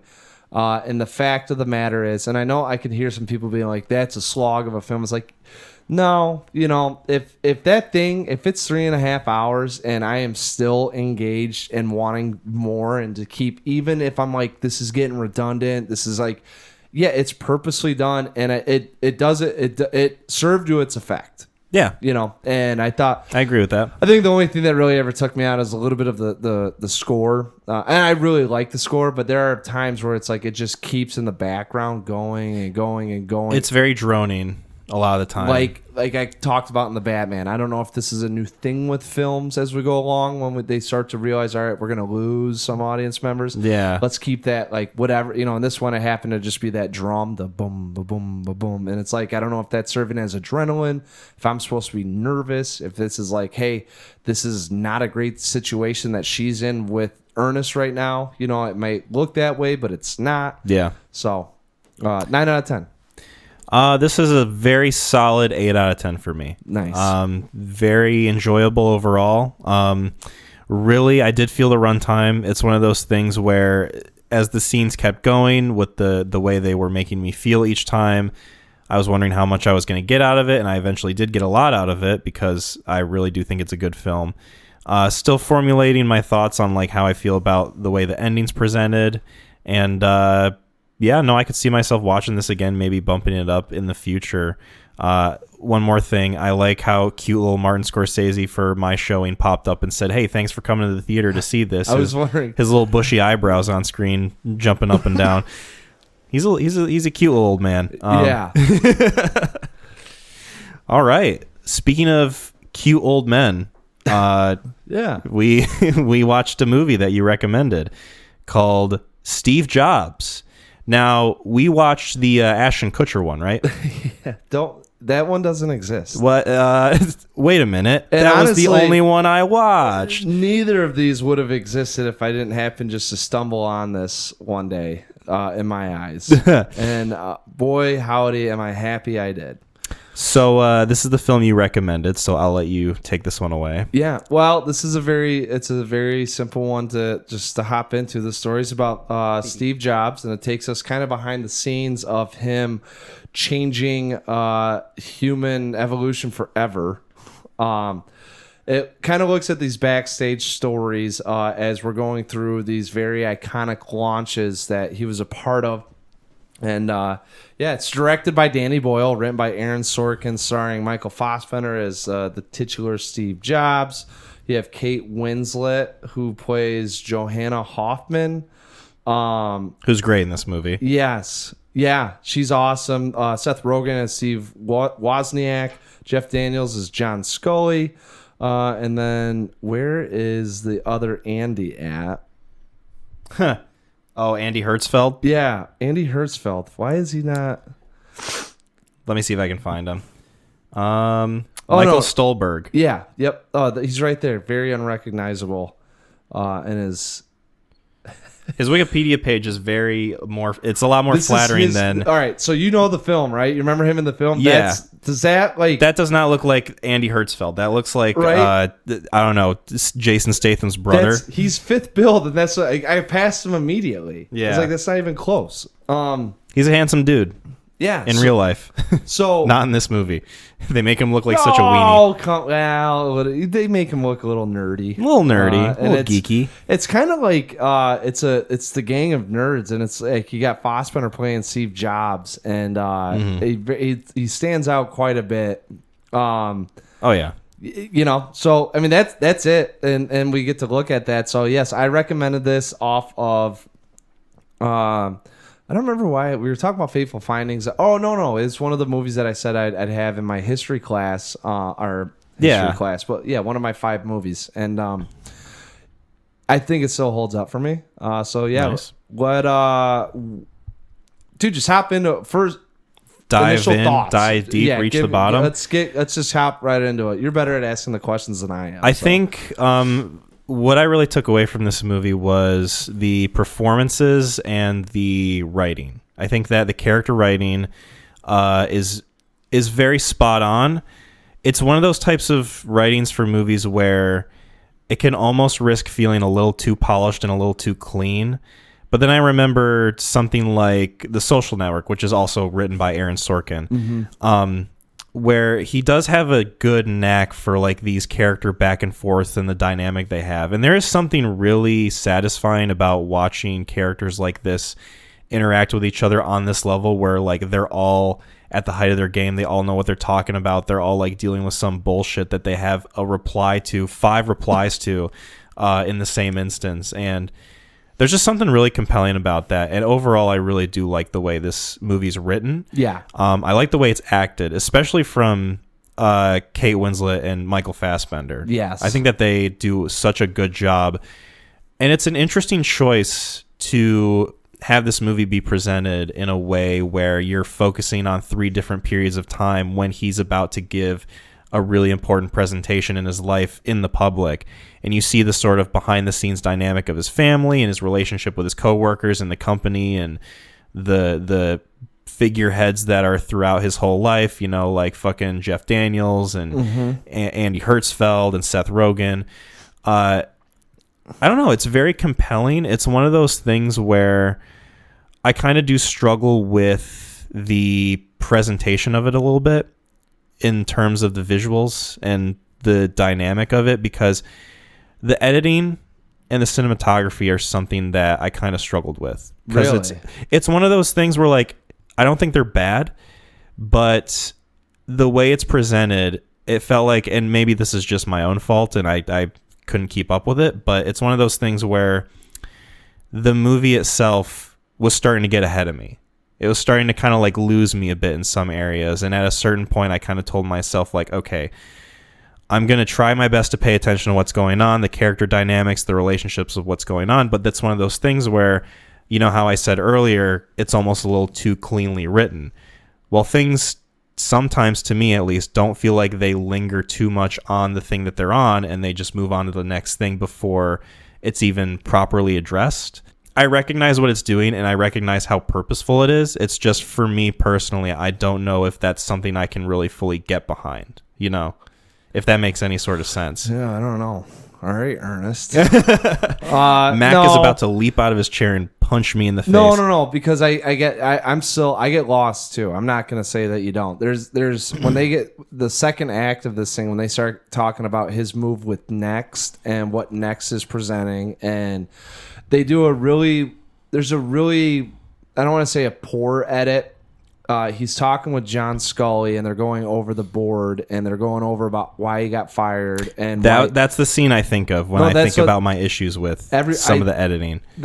I'm usually fairly good with keeping up with movies and what's going on. Even in this one, his move with Next and how they're going to get Apple to buy Next. And the reason why I have one of the issues with it is because he says we don't have an OS in it, but they're going to buy Next because of our OS. Mm-hmm. He goes, our Tavin, one of his chief engineers is going to come up with an OS that Apple will have to buy because they're not innovating at the rate that I was innovating with them. They don't get that what Apple presents is more than just the name Apple. Yeah. We're revolutionizing, and they can't keep up with his mind, and that's why he created Next as a ploy to get them to buy it out. So some of the times, like when they go into the stuff, and I guess I get a little bit more annoyed, is that they should have just presented that and left it, as opposed to make it somewhat of a plot point in the second act to go over and really hash out with John Scully, and you get to see. But if you just use that as sort of like a red herring with what's going on, mm-hmm. It's more about the what he's about to do to John Scully and how he's setting up his next move. And I think some of the information that gets thrown out in this thing, and I do agree because it's so cleanly written. Some of the information that comes out, it's too much because it's too fast, and it's not necessarily to say simple, but they don't break down certain bigger moves. But I don't think that's what the focus of the movie was. It wasn't necessarily about him getting Apple to buy it. They just wanted to use it, and they had to use it as a plot device, as John Scully being in there. So the conversation would have to revolve around the board, and it was more of kind of like a little bit of a chess match with how to keep up with some of what Steve Jobs is doing with his company Next, and also what he's planning on doing to get Apple back. Yeah. And that's. And some of the times I think I'm a little bit more forgiving in movies when they use plot devices, or like in this, I'm going to call it a red herring a little bit, just with like throwing us off as audience members to focus more about him struggling with like, hey, you're creating a $13,000 computer that doesn't work. Yeah. So yeah, but I do agree. I mean, I just watching this, I watched it last week with the lovely Jasmine, and shout out. I always get to this part and my eyes start fluttering because I'm like, I can't fucking remember. He says they're going to buy it because they don't have an OS. He doesn't have an OS. He's going to create an OS, and they're going to buy it because of that OS that he doesn't have yet. Like, that seems a little bit too, but the nice thing is, I mean, he's playing the orchestra, man. And that's people. There are incredible people out there that have that vision to see that far ahead with chess moves. Yeah. It's something that I fully acknowledge. I like the way it's presented. I like the goal that they had in mind with presenting it that way, because like you said, it's kind of putting you in the energy of it, the mind of Steve Jobs, kind of how he worked as a character and as a person, just very fast paced, to the point, no bullshit, knows what he wants and is very honest about it. At the same time, it is one of those things where, to me, it felt like the presentation of the dialogue almost took precedence over the dialogue itself sometimes, and the way it was edited and put together. It's one of those things that I have a hard time looking past, and I think obviously if I watch this movie again, I'll catch more of it because, you know, some things were just straight up lost on me. Oh yeah, in the situations that were happening. But that is kind of a bigger hang up I have with this movie. Probably the biggest one I have, in terms of like the editing and the style and the presentation of it all. That being said, I do like the structure of it for the most part, and the way that it separates those kind of 3 acts. Dude, very obviously, but it kind of shows the character going through these things while also remaining the same. Steve Jobs kind of in this movie comes across as someone who, he has lessons that he needs to learn, but he almost takes like the wrong lessons from it. He goes at it at a very like pragmatic angle, without really thinking about how it makes others feel or how it makes the people around him feel. He doesn't consider Steve Wozniak. He doesn't consider what's her name, Joanna Hoffman. Like, he doesn't really consider his family even. Like, he even denies that his daughter is his daughter for like the first good chunk of her life.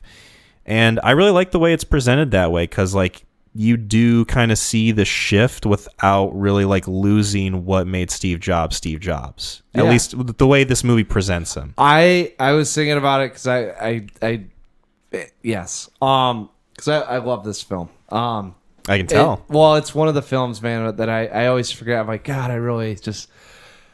And it is Steve Jobs, and I think it kind of makes it more fun. But I also like to just imagine that, because like the way that this movie unfolds and who he is, it's almost like a fictionalized person. And obviously it's, you know, they've taken some liberties, but even if he's as close to what they've put on paper that Fassbender acted as, like, it's impressive. Like, to me, it's almost like, I mean, there's so many quips that he has, and he's so far ahead of the game and understands so much of the strategy of what's going on in the business world that I'm always in awe watching it, and Fassbender does such a great job.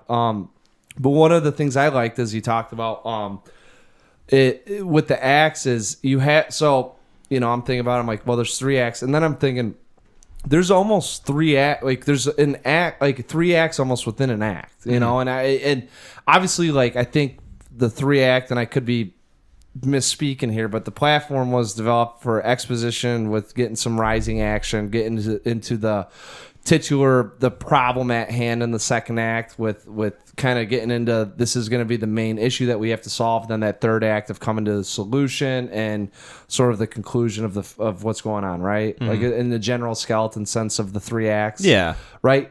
This almost had 3 acts within each act. There's a little, each kind of segment had its own like rising climax and resolution in a way. A little bit of an exposition of what's going on with the time, right? A little bit of a rising and falling action, and then some sort of conclusion on to handle the problem at hand. You know, and I love that this thing is layered, and then throughout it, the one through line with the growth that we have is his disconnect with his daughter that we eventually get at the end, that he recognizes, and we get to see that, like, he is still the person that he is, but he's also kind of like, he's gone from like, I named the fucking computer Lisa. You know what a coincidence is? He's telling this to a 5-year-old. Like, I couldn't imagine just, you know, like, so disconnected from any sort of like human emotion at that moment. Whatever, yeah. To the end of the film where he admits that he named Lisa after her. And yeah, and what's impressive to me is that it's a constant line that you have going through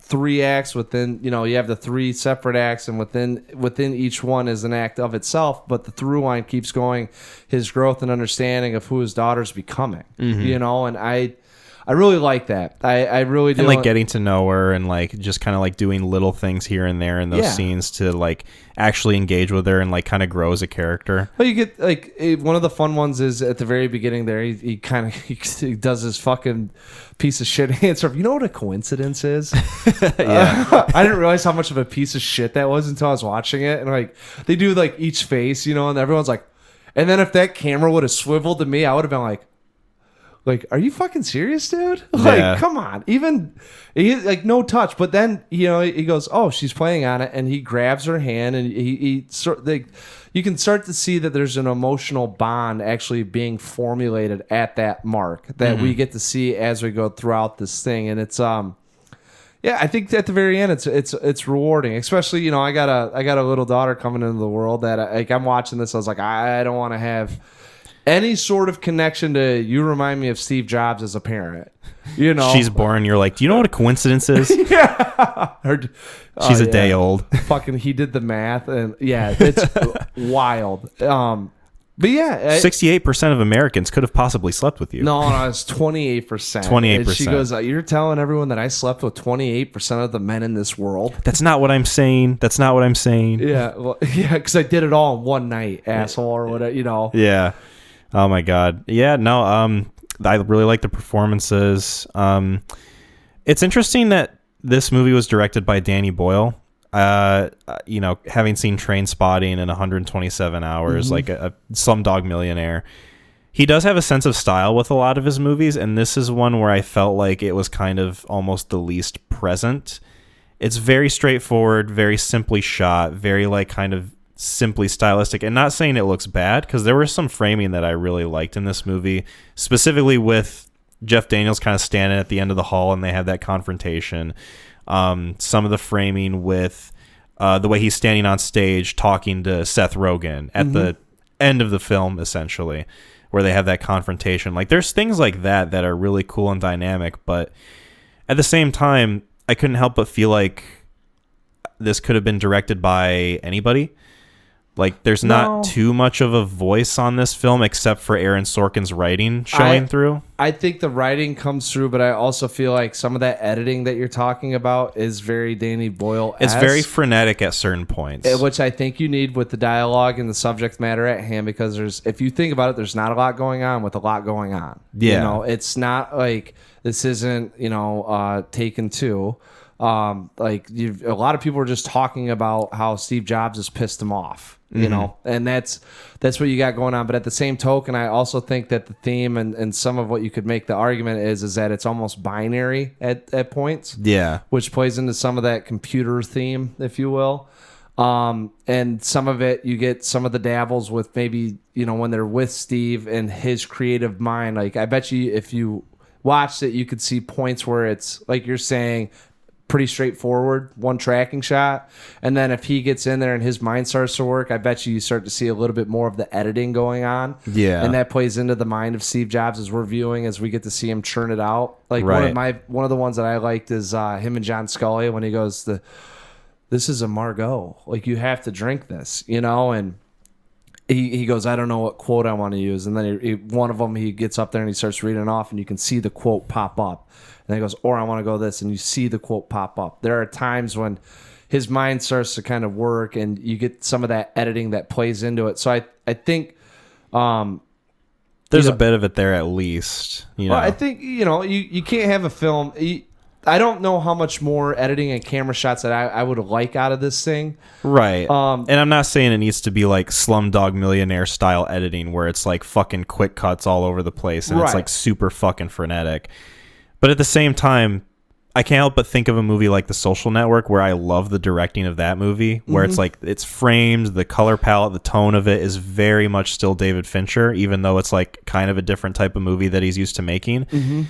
Whereas this one, it's like, I feel like this could have been maybe directed by, I don't know, Steven Spielberg or like something, Ridley Scott or something. I don't think so, because you're talking about action like, it's, movies there, and in those films there's a lot going on with those stories. This is a very elegant story with 3 acts that are just happening we're looking at 3 events that are happening behind closed doors. I mean, it'd almost be like if I came and said, like, you could get anyone to direct 12 Angry Men, that you'd probably be like, I don't know about that. I mean, there's a certain elegance that you have to have if you're making something that's simple.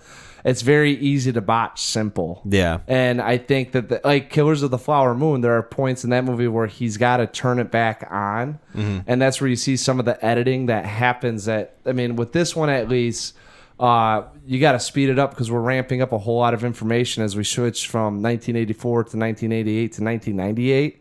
So you're looking at a 4-year difference and then a 10-year difference without having anything going on between the characters that explain the changes that have happened in that time. Yeah. So that's what I'm like. I think when you look at it, you're chopping up points in history and points in moments, but we're still having life go on. And without actually having that for the audience to see and be a part of, like, you got to come up with some creative ways to funnel that information in so you can still get to the same point that you want to in 1998 and have everyone understand, like, oh, this is where we're at. Yeah. And I think, for me at least, I thought they did a great job of it because there wasn't ever one time where I'm like, how are they here? What happened there? What has occurred that now he's back? Like everything really streamlines it. And, the information that they have to dole out, it can be a little much. Like I said, I mean, the second act with him and John Scully going over the board and next and kind of those chess moves that, they have to write out. I don't know how you do that in a Steven Spielberg way. I get that. I get what you're saying. It is one of those things still, though, where at the end of the day, I'm going to think of this as an Aaron Sorkin movie and not necessarily a Danny Boyle movie. I don't disagree with you at all on that. That's 100%. And I don't think... I think that if you had a worse director, I don't think we're viewing this as an Aaron Sorkin. I think we're talking about Ashton Kutcher. Yeah. You know what I'm saying? I kind of want to watch that one just to compare now. I do too. I'm not going to lie. Just to see, I'm curious. I'm very curious because obviously that one has a bit of a worse reputation. Apparently, Fassbender got up and was like, he made a joke to the media, whatever they were doing a viewing. He said, I called Ashton to get a little bit of help on how to find the Jobs character, get into, character. And everyone laughed. And I was like, that's kind of funny, but also boy, how fucking bad did Ashton Kutcher do to be? I'm I haven't seen any because at least with this movie, I watched a trailer. I had some kind of idea of what I was getting into. I have no fucking clue what the Ashton Kutcher one is like at all, except for the poster. I've seen I think I've only seen one clip, at least at 6 on my head, where he's 1986 Jobs, and he's got the beard with the hair. Yeah, and he's standing over a computer, and he's kind of it's a point, there's some tension going on. So I'm guessing it's early in the film, with some tension going on, and he's trying to get guys out of the way. That's the only thing I remember from that thing. And then, when I heard that this one was coming out too, I was like, pass. Steve Wozniak, we just need more programs, man. You like my Ashton impersonation? It was pretty good. Thanks. I'm not lying. I was looking up the trivia on this. I was like, I kind of want to watch that one just to see is it that bad, or did this one overshadow it? It's piqued my curiosity. That's for sure. I like how in this movie, Kate Winslet looks younger as time goes on. I thought that was kind of You thought she funny. looked younger? I thought so. At least the way they dressed her. Because in the beginning, the first act, she's very kind of nerdy looking, almost dressed like an older lady. And then in the last one, it's you look like you're about to go to high school prom almost with that dress. I think it's a test to where they're at with what's gone on with the 14 years. And, she's strung out because she's working with a fucking psycho to, hey, we made it. We're going to sell 20 million in the first year. You're a half a billionaire.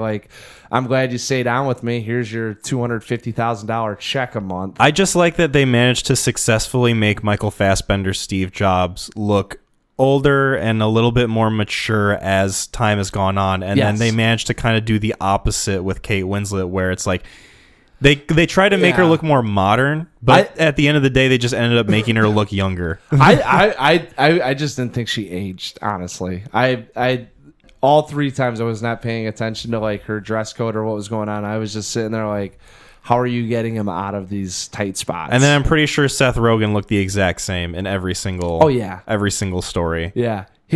So what's really funny, I was pleasantly surprised, before you say anything, I was pleasantly surprised that I didn't hate him in this movie. I thought he's really good. He did his job. He did what he needed to do. He didn't wow me or anything, but it was one of those things where I believe you as this character. I'm willing to look past the weed man. It's the bad football team that actually goes out and gives a good performance, whether they lost or won by a close margin. It's wow, they don't look that bad. You know, yeah. By their standards, that's pretty good. He's able to like properly bounce off of Michael Fassbender as an actor, dude.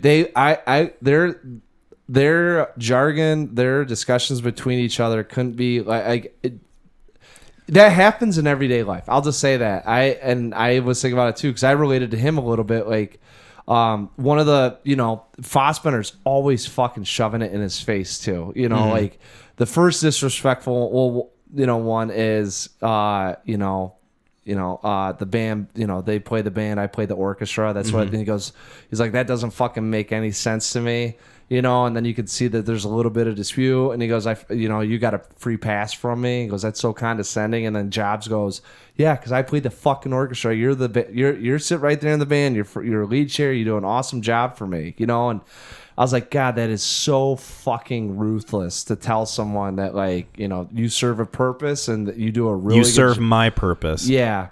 And it's but the one that was the best is, he goes, you wouldn't be anywhere without me. You wouldn't, I fucking made Apple. I made this shit. I should be where you're at.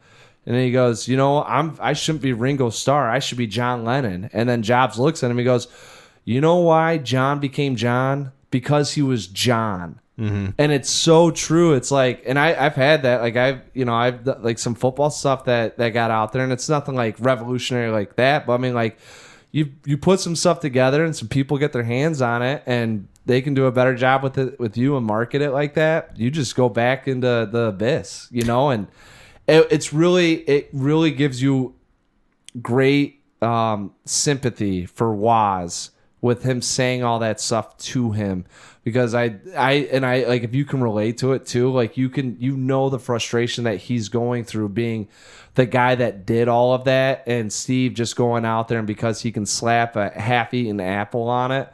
But I mean, like the other aspect of it too is like you got to give him credit for where he's at, because you don't just luck into that. You don't luck into $500 million, worth of value of a company. I love that whole scene between the two of them where Steve Jobs is on stage and he's like in the crowd essentially, like they're yelling at each other almost. That whole dynamic was probably my favorite part of the movie, honestly. Like that one scene right there sticks out to me and will probably stay with me for long after I've seen this movie. Because I really like just the way it's framed, the way it's written, their dynamic between each other. I thought it was honestly my favorite part of the film. Dude, I don't know. The reason why I love this too is because so much shit sticks with me, and even after I view it again, more of it, just like examples of stuff and like what you get to see. But there's a point where he goes, look at the watch, and it's a neon watch or whatever, the light bulb, and he goes, all right, I want you to change the time. So he gets out, he goes, oh, excuse me, airplane attendant, this person's got a bomb. He goes, well, you can tell it's not a bomb. He goes, yeah, but how do they know? It's just there's small instances like that, or when John Scully, they're talking about the Newton that came out and it was the stylus. He said the reason why that's never going to work is because you have two hands on it. Like you don't have a free hand. We're designed to use one hand to keep the other one free to do things, and it's very simple natured things like that. I think that, and that's why I like the simplicity of the direction of the film, is because there's a lot of big concepts that could be happening that get broken down into very simple.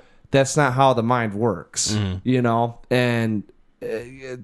Having Steve point that out to people constantly that are in the tops of their fields also like just astonishes me that like and who knows if those conversations happen, probably not, but just the fact that they have that reverence for him, and that he was able to do those things and not necessarily make people feel that way, but his mind operated in that fashion. It's remarkable. He thought he had the ability, at least with the way this movie showed it, to see what the experts want out of something, and then to also see what the public would want out of something. Yeah. Simplistic, very straightforward, marketable, user-friendly products. That was kind of like the backbone of what he was about, at least from my understanding. No, he 100%. I don't mean to cut you off. 100%, no, you're good. I was done. It was also how does the human mind work, and how do we make that transparent or transpose that onto an acting device? Like he's like, I don't want, like, you know, with Microsoft and the PCs and all the stuff. He's like, he doesn't want a stereo that you can fucking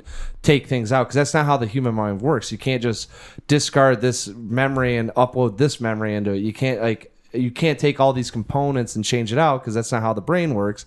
And to say it in an Aaron Sorkin sense, more than likely, but I got to imagine that some of it was held true, is that I want it to function just like how a human brain would function and how we would use something. And, you know, I think that's why they transitioned to laptops. You got away from the modems and the monitors, and not to say everyone does it, because I mean, I know you've got a PC. Oh, it's right there. You can maybe hear it in the background. It's whizzing away. It's fucking, turning into like the Stephen King movie. Yeah. That thing's, I heard your pal talking about me, Kyle. Hey, what did Max say about my noise? Yeah.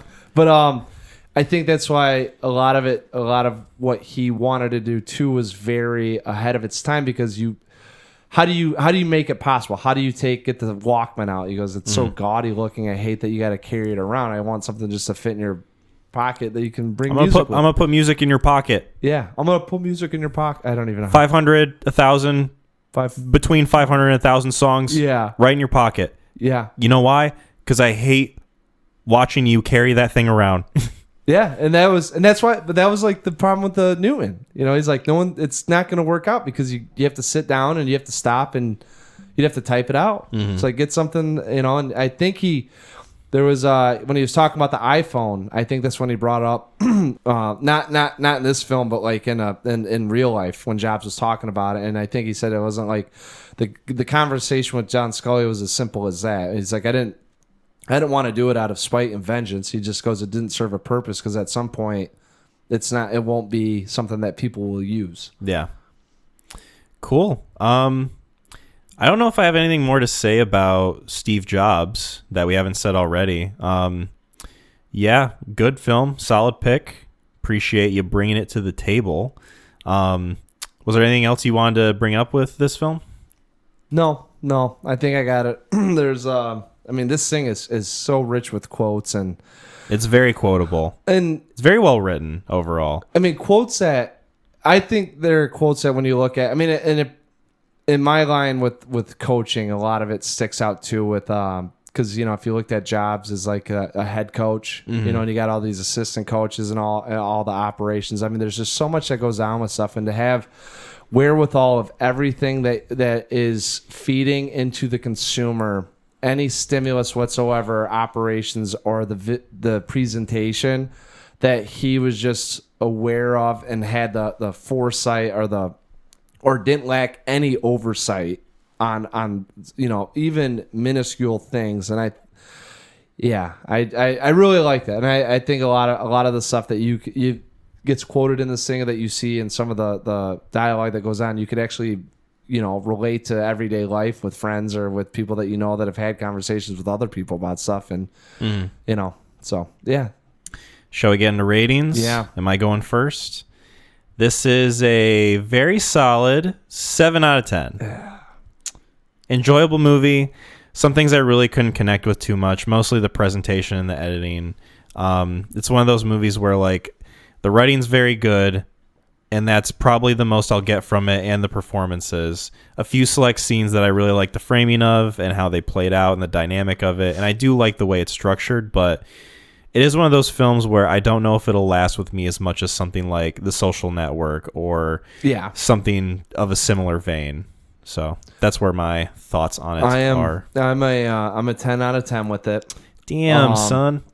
No, I the characters and the writing of this stick out. The elegance of the film. Well, I should say the simplicity of the film is what I like, because it doesn't take away from anything. And you know, I'm more of a, with some of my movies that I really like, some of the ones that I think I've enjoyed the most are scenes that don't require too much but have a lot of gravitas with what's happening in them. Like an example is the Fly episode in Breaking Bad. You know, not a lot going on. It's in one location, but the conversations and the dialogue between the characters will really make it stick out. And I think easy way to butcher it, and then there's a really nice way to go about doing it. And this one is like a film that I just was like, whatever. And then, I just, man, like you see it, and I enjoy it thoroughly. And I won't lie, I got into it on Sunday, and I was losing a little bit of interest doing things here and there, but this is very seldomly are there movies where I just like, I'm going to throw that on just to have it on and watch it, and this is one of them. So yeah. Cool. That was a good discussion. I have a question or a couple questions we can do. We could maybe squeeze one in because they're questions that I think would lead to a good conversation. Are we pressed for time, or are we getting... Not really. We can probably spend a little bit more time going over one of these, and then we could maybe save the other one for next time. That's fine. Depending on how things go next recording.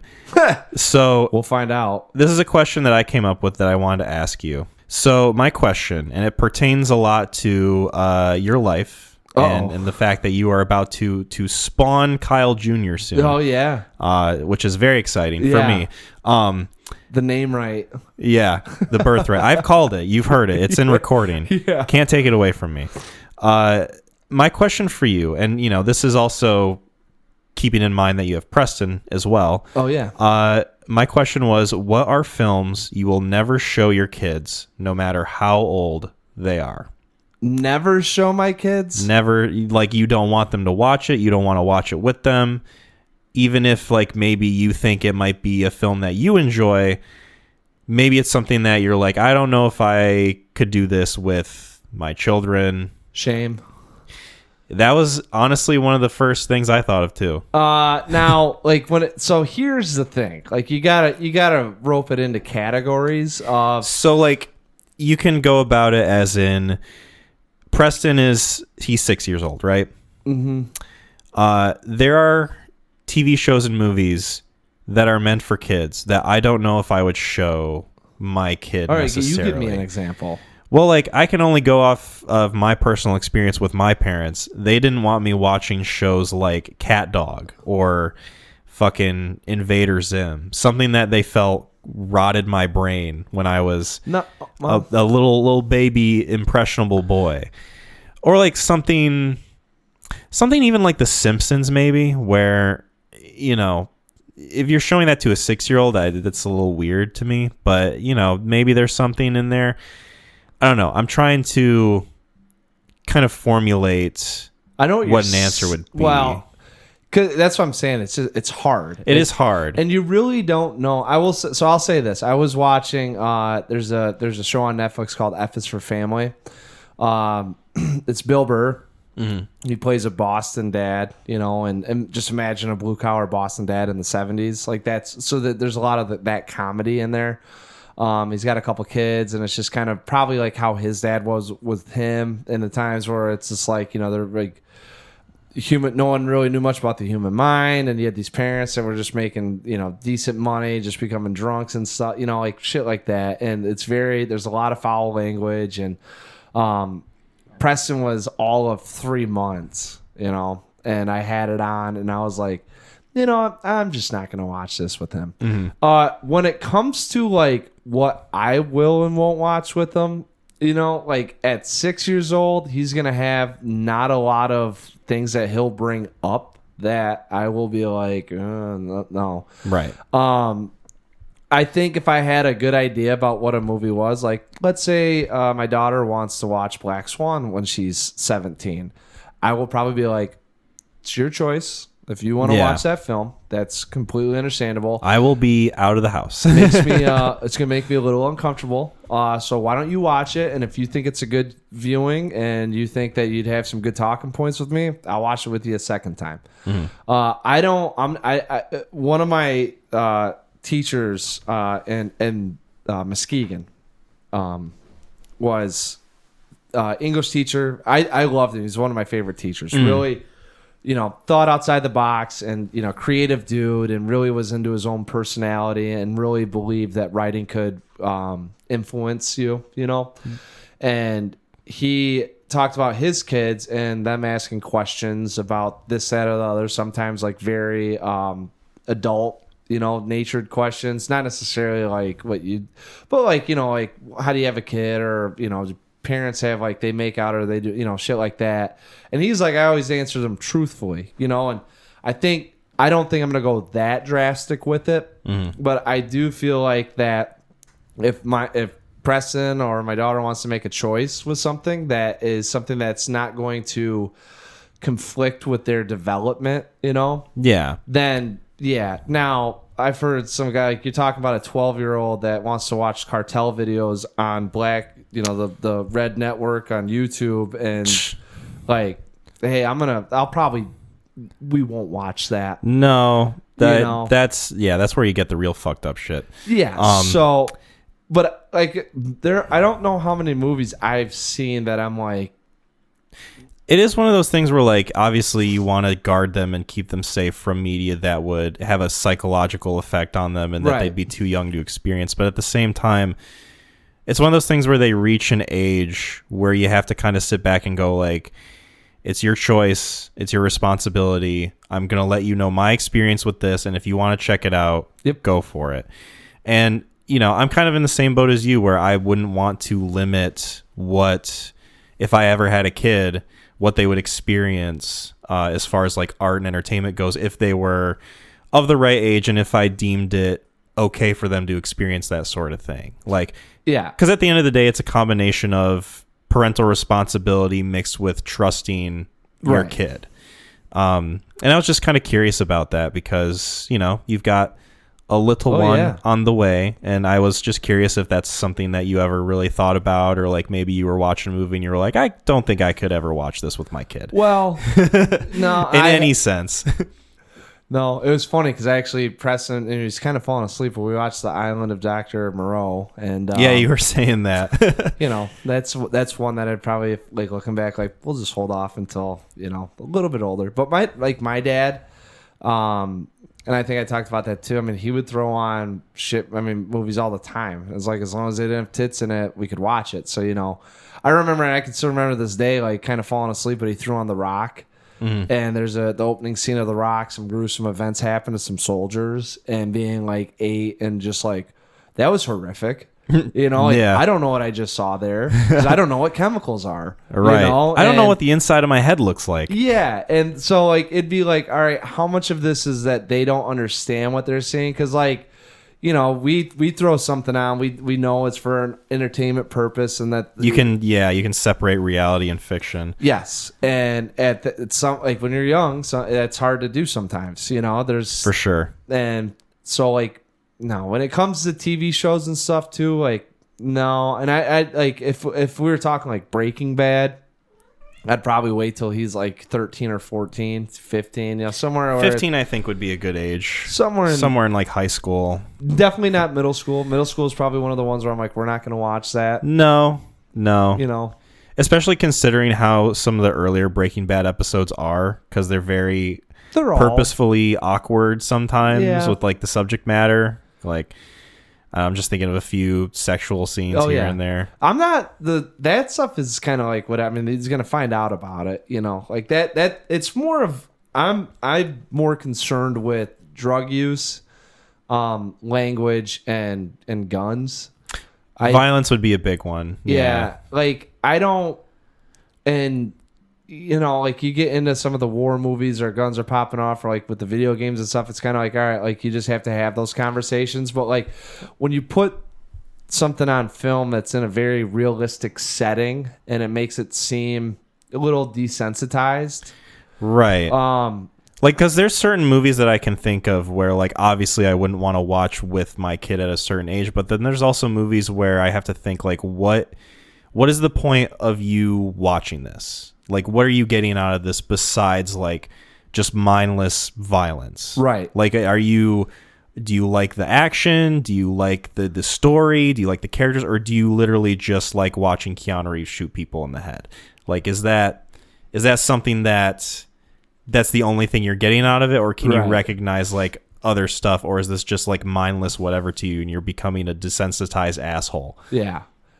Yeah. I don't, and that's where I'd probably, when I get into like some of the, like, when Preston gets to like 8, 9, or 10, like, if we watch any crazy. They're going to be 80s action films. And that way you can kind of go and see like, all right, you know, see, this is the purpose that sometimes like, you know, weapons are used for is like unrealistic situations. Yeah. You know, like I don't want to get in there and watch a movie where it's like, you know, that I'm trying to think of like if my kid was like 17 and he wanted to watch something like fucking Human Centipede, I'd be like, I guess you can legally, but like, why? No, well, at that point, you know, when you talk about like your development, you kind of already understand like fiction versus not. Like you got to look at like, I guess, like age like 11, age 12, right? Age 10, like somewhere. Like if my kid's 10 and he's watching Salo, 120 Days in Sodom. Yeah, that's when you kind of get into, hey, what's going on? Yeah, you know, like you wanna talk, buddy? Yeah, like why don't you tell me really how you're feeling? Because this isn't stuff that is. Yesterday you were watching Finding Nemo. Yeah, like that's where, you know, and that's why I'm like I don't. Because I honestly think like watching all these films, even without consciously or critically thinking about them, has shaped me into the personality that I got and the way I view life. Yeah. I'm Ryan Gosling, literally. Yeah, and that's what, you know, and that's fine, and that's Lars and the Real Girl. Yeah. I'm just Ken. Yeah, that's why I don't want to have. I don't want to take that away. But also, like, I didn't watch some like crazy horrific stuff with my dad being like, you know what, I heard Martyrs is a good film, why don't we throw that on? That is one that I've heard is genuinely a good movie, but yeah, it's very it's fucking rough. Yes. And I'm scared to check that out. Me and you both, brother. Maybe one of us will recommend it and force us to do it. Yeah, we got to bite the bullet. Was there anything else you wanted to say about that question or that subject? No. And, you know, the nice thing is that in 2 weeks, Jasmine will be listening, hopefully with a baby girl here and nodding her head. Either that or I will let you know how our conversation went after this one and what we agreed to. So we got one more bit of business. Ooh. For the recommendation, it's my turn. I get to pick. I get to pick a recommendation. So you and I were kind of talking before we recorded about watching The Killer and that kind of being like next on the docket. Has to be. David Fincher is coming up hot. Michael Fassbender. It's topical, you know. We're mixing Steve Jobs and The Social Network right now. Exactly. Like we're both it's either gonna be a beautiful piece of art or a steaming pile of shit. Hopefully the former, because I'm looking forward to this one. Same. So we got The Killer, and then I'm basing my recommendation off of that. So cop out. Yes, I know, right? I'm such a sleazeball, like Ernest Burkhart. So this is one that I've thought about for a bit of time. It's one that I would be revisiting. I've only seen it once. Okay. And I had gone through David Fincher's filmography within the last couple of months. This is one that I have seen before, but I haven't seen in years since it first came out. Okay. And when I first saw it, I had such a more negative viewpoint on it because of how I viewed movies and because of how I perceived them. Yeah. I think you know where I'm going with this. I don't, because David Fincher's got a lot of movies that could make you feel that way. That's right. And one of those is called, it's one that I haven't rewatched. Who's in it? Tell me who's in it before you. If I tell you who's in it, it's going to give it away. Is it one actor? If I tell you this one actor, it'll give it away. I got a feeling like I know where you're going. Came out 2014. 2014? Ben Affleck. Really? You want to watch that one? Gone Girl? I'm recommending Gone Girl. Bizarre. Okay. Yes. What's really funny is that I watched this thing like 3-4 months ago. Really? Yeah. I'm gonna watch it again. Obviously. I just didn't know that that's where you were going. Yeah, this was one. So like I said, I had watched all of David Fincher's films the past few months. Yeah. I haven't rewatched Gone Girl.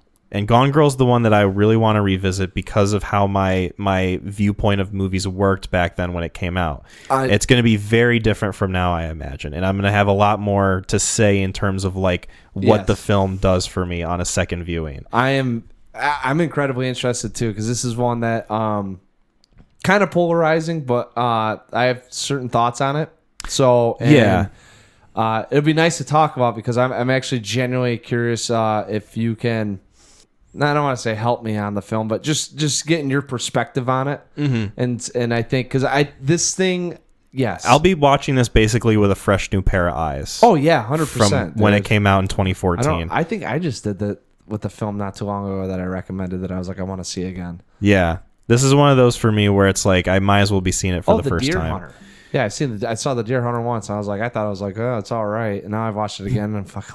Yeah, Jesus Christ. That's my experience with this film. And having watched all of David Fincher's films now, I'll have a better context for the filmmaking and the style and the directing and everything going behind it. You just thought it was probably too bleak and too slow, too much mumbling. We'll get into it. Yeah. I'm curious as to hear your original thoughts because... you'll hear them. Yeah. You're going to hear a bit of 2014 Kyle in the next episode. That'll be kind of exciting because I'm actually... It's hard to sometimes go back and check yourself out from a new lens. And that's kind of what I want to do is I want to not only analyze this movie, but I want to analyze myself in that time period. Who is that Socrates? Socrates? Yeah. Going back in time, reevaluate yourself, man. Is that Aristotle? Sure. Aristotle. All those guys. Yeah. They're all sick. Sophocles. Yeah. Syphilis. Anyway, pushing that rock up that hill. That's his name, right? Boy, up a hill, is that a euphemism? Yeah. Or is that a kidney stone? It just means I'm getting older. Yeah. That's just what it means. So no, syphilis doesn't mean you're getting older. Syphilis is a completely different syphilis thing. means that you're making the wrong choices. Yeah. Well, it depends on your line of work. Yeah. Oh boy. I mean, whatever floats your boat, quite literally. So cool. We're going to talk about Gone Girl and The Killer. Yeah, both of these will tie in very well. Yeah, episode 59. Really? Yeah. 59 episodes. Can you believe it? That's fucking crazy. We're going to have to do something wacky for episode 100. I've been thinking about what we could possibly do. Go to the Grand Haven 9, rent out the party room, watch it, set up the soundboard, and do a live podcast in the party room after watching a film. Yes. That would be wild. Charge people for it. Well, probably not. In another business. We will be sitting... Think about it. Actually, that to me just sounded so wild that we could actually maybe do it. But think about it. We'd be sitting here in a room that's decorated with like yellow and red balloons, like the yellow, like really shitty plastic decoration. Yeah. Some of them are on the floor. Some of them are deflated. Yeah. A guy would walk in, set down a pizza that he charged us $15 for on top of the $30 room. It's like a Little Caesars quality pizza. Yeah, exactly. And we'd sit there with people walking by to go to their films as me and you were just talking like this, and they would walk by and just stare at us for a couple seconds, so we'd have to wave. Yeah. As we keep talking and keeping our train of thought of what we're talking about with the movie that we just saw. Why are these guys talking about Alien Requiem when I just want to get my arcade? I wonder if we walked in there, if we didn't tell them, like, and obviously this is how far we could get away with it. Well, like we walk in with the soundboard and stuff, and like, well, we'd have to have all that shit, Well, what's funny is we don't have a soundboard now. This guy. Well, that's the mixer. That just makes it sound not like shit. All right, Waz. I could get a soundboard. I could just hold my phone up to the microphone, go boing. Is that all that? Well, the mixer. So you have to bring the mixer in and all that. So, like, I don't even have to do that. Like, if we wanted to do it live, I'd have to get a soundboard. But because we edit this, I could just put in whatever sound effect I want. I could put in Tim Allen's Home Improvement. We don't have right any now. sound effects right now, is what I'm saying. No, that's what I'm saying. Like, however, I don't know how we'd have to record this thing to be able to do it somewhere else, I guess is what I'm saying. That will be something we could talk about when the time comes, possibly. I have a few ideas floating in my empty little noggin for episode 100 when we get to it in like 2 years. I'm actually really now I'm on to this rent out the party room at the Grand Haven 9 and have like talk about irony? 2 people show up and they're both our parents. Yeah, and they just sit down and they're like listening to us talk for 2.5 hours. Yeah, about motherfucking nonsense. Yeah, well, we'd just get out of a film, we'd come sit down, and then people would be walking into a film, and then could you believe that they're walking out of that These film? assholes are spoiling the movie I'm about to go see. Yeah. Hey, shut the fuck up. Hey, I'm trying to watch it. Yeah, that wasn't That wasn't Piper's she's a part of the fun, and the episode's almost over, so I don't want to get up and move her, but at the same time she's very interested in the mixer right now. Yeah, there's a lot of lights. That noise that we heard when watching the Flower Moon wasn't Five Nights at Freddy. That was just your local podcast. Yeah, that's the real scare right there. That's the real horror story. And also, by the way, too, I wish I don't know what Five Nights at Freddy's is. Or I watched it. Oh, you on Peacock? Yeah. Yeah. It fucking sucks. Okay. I was like, oh man, I should have recommended that so we'd have 2 new movies that came out. If you want to watch it, we can talk about it next episode. No, I don't. Okay. I was just thinking about something. I was like, that's your choice. I recommended Jobs. I was like, I could see that. But after hearing you talk about it, makes me have no interest whatsoever in rushing out and seeing it on Peacock. Listen, as your parent, I think you have the responsibility to watch Five Nights at Freddy's if you so desire. Yeah, no. Just gonna rewatch Shame. That's probably the better choice, honestly. Oh. Yeah. I'd rather see Michael Fassbender's cock than see Five Nights at Freddy's again. Yeah, and that's saying a lot. That is saying a lot because he packs it. Yeah. So cool. If you guys don't want to be spoiled for Gone Girl and The Killer, be sure to check those movies out before episode 59. Thank you guys for listening to episode 58 of the Neon Crew podcast. You can find us on YouTube, Spotify, and Apple Podcasts. Be sure to subscribe to the YouTube channel if you haven't already. Give us some 5-star reviews and ratings on Apple Podcasts and Spotify. YouTube community page and Facebook. I'm active on there. I'm starting to post a little bit more memes again on there because, I got a bit more energy and I was feeling like shit the past month. But hey, baby, I'm back. It's me. We're strolling through this garden of feeling healthy again. Be sure to cop some merch. We got our Etsy page still going. I still got some back stock on some crew necks. Winter's here. It's cold. It's fucking freezing. You want to stay warm? Get yourself a crew neck. Have that Neon Crew logo on it. It's only $35, baby. Hell yeah. Plus, shipping if you go that route. Oh yeah. But otherwise, if I know I might just bring it to you if I know you. Yeah, because I've done that before. Cuts out the middleman of Etsy. But yeah, Mac, anything else that we need to declare before we sign off? WWTHD. Bye, everyone.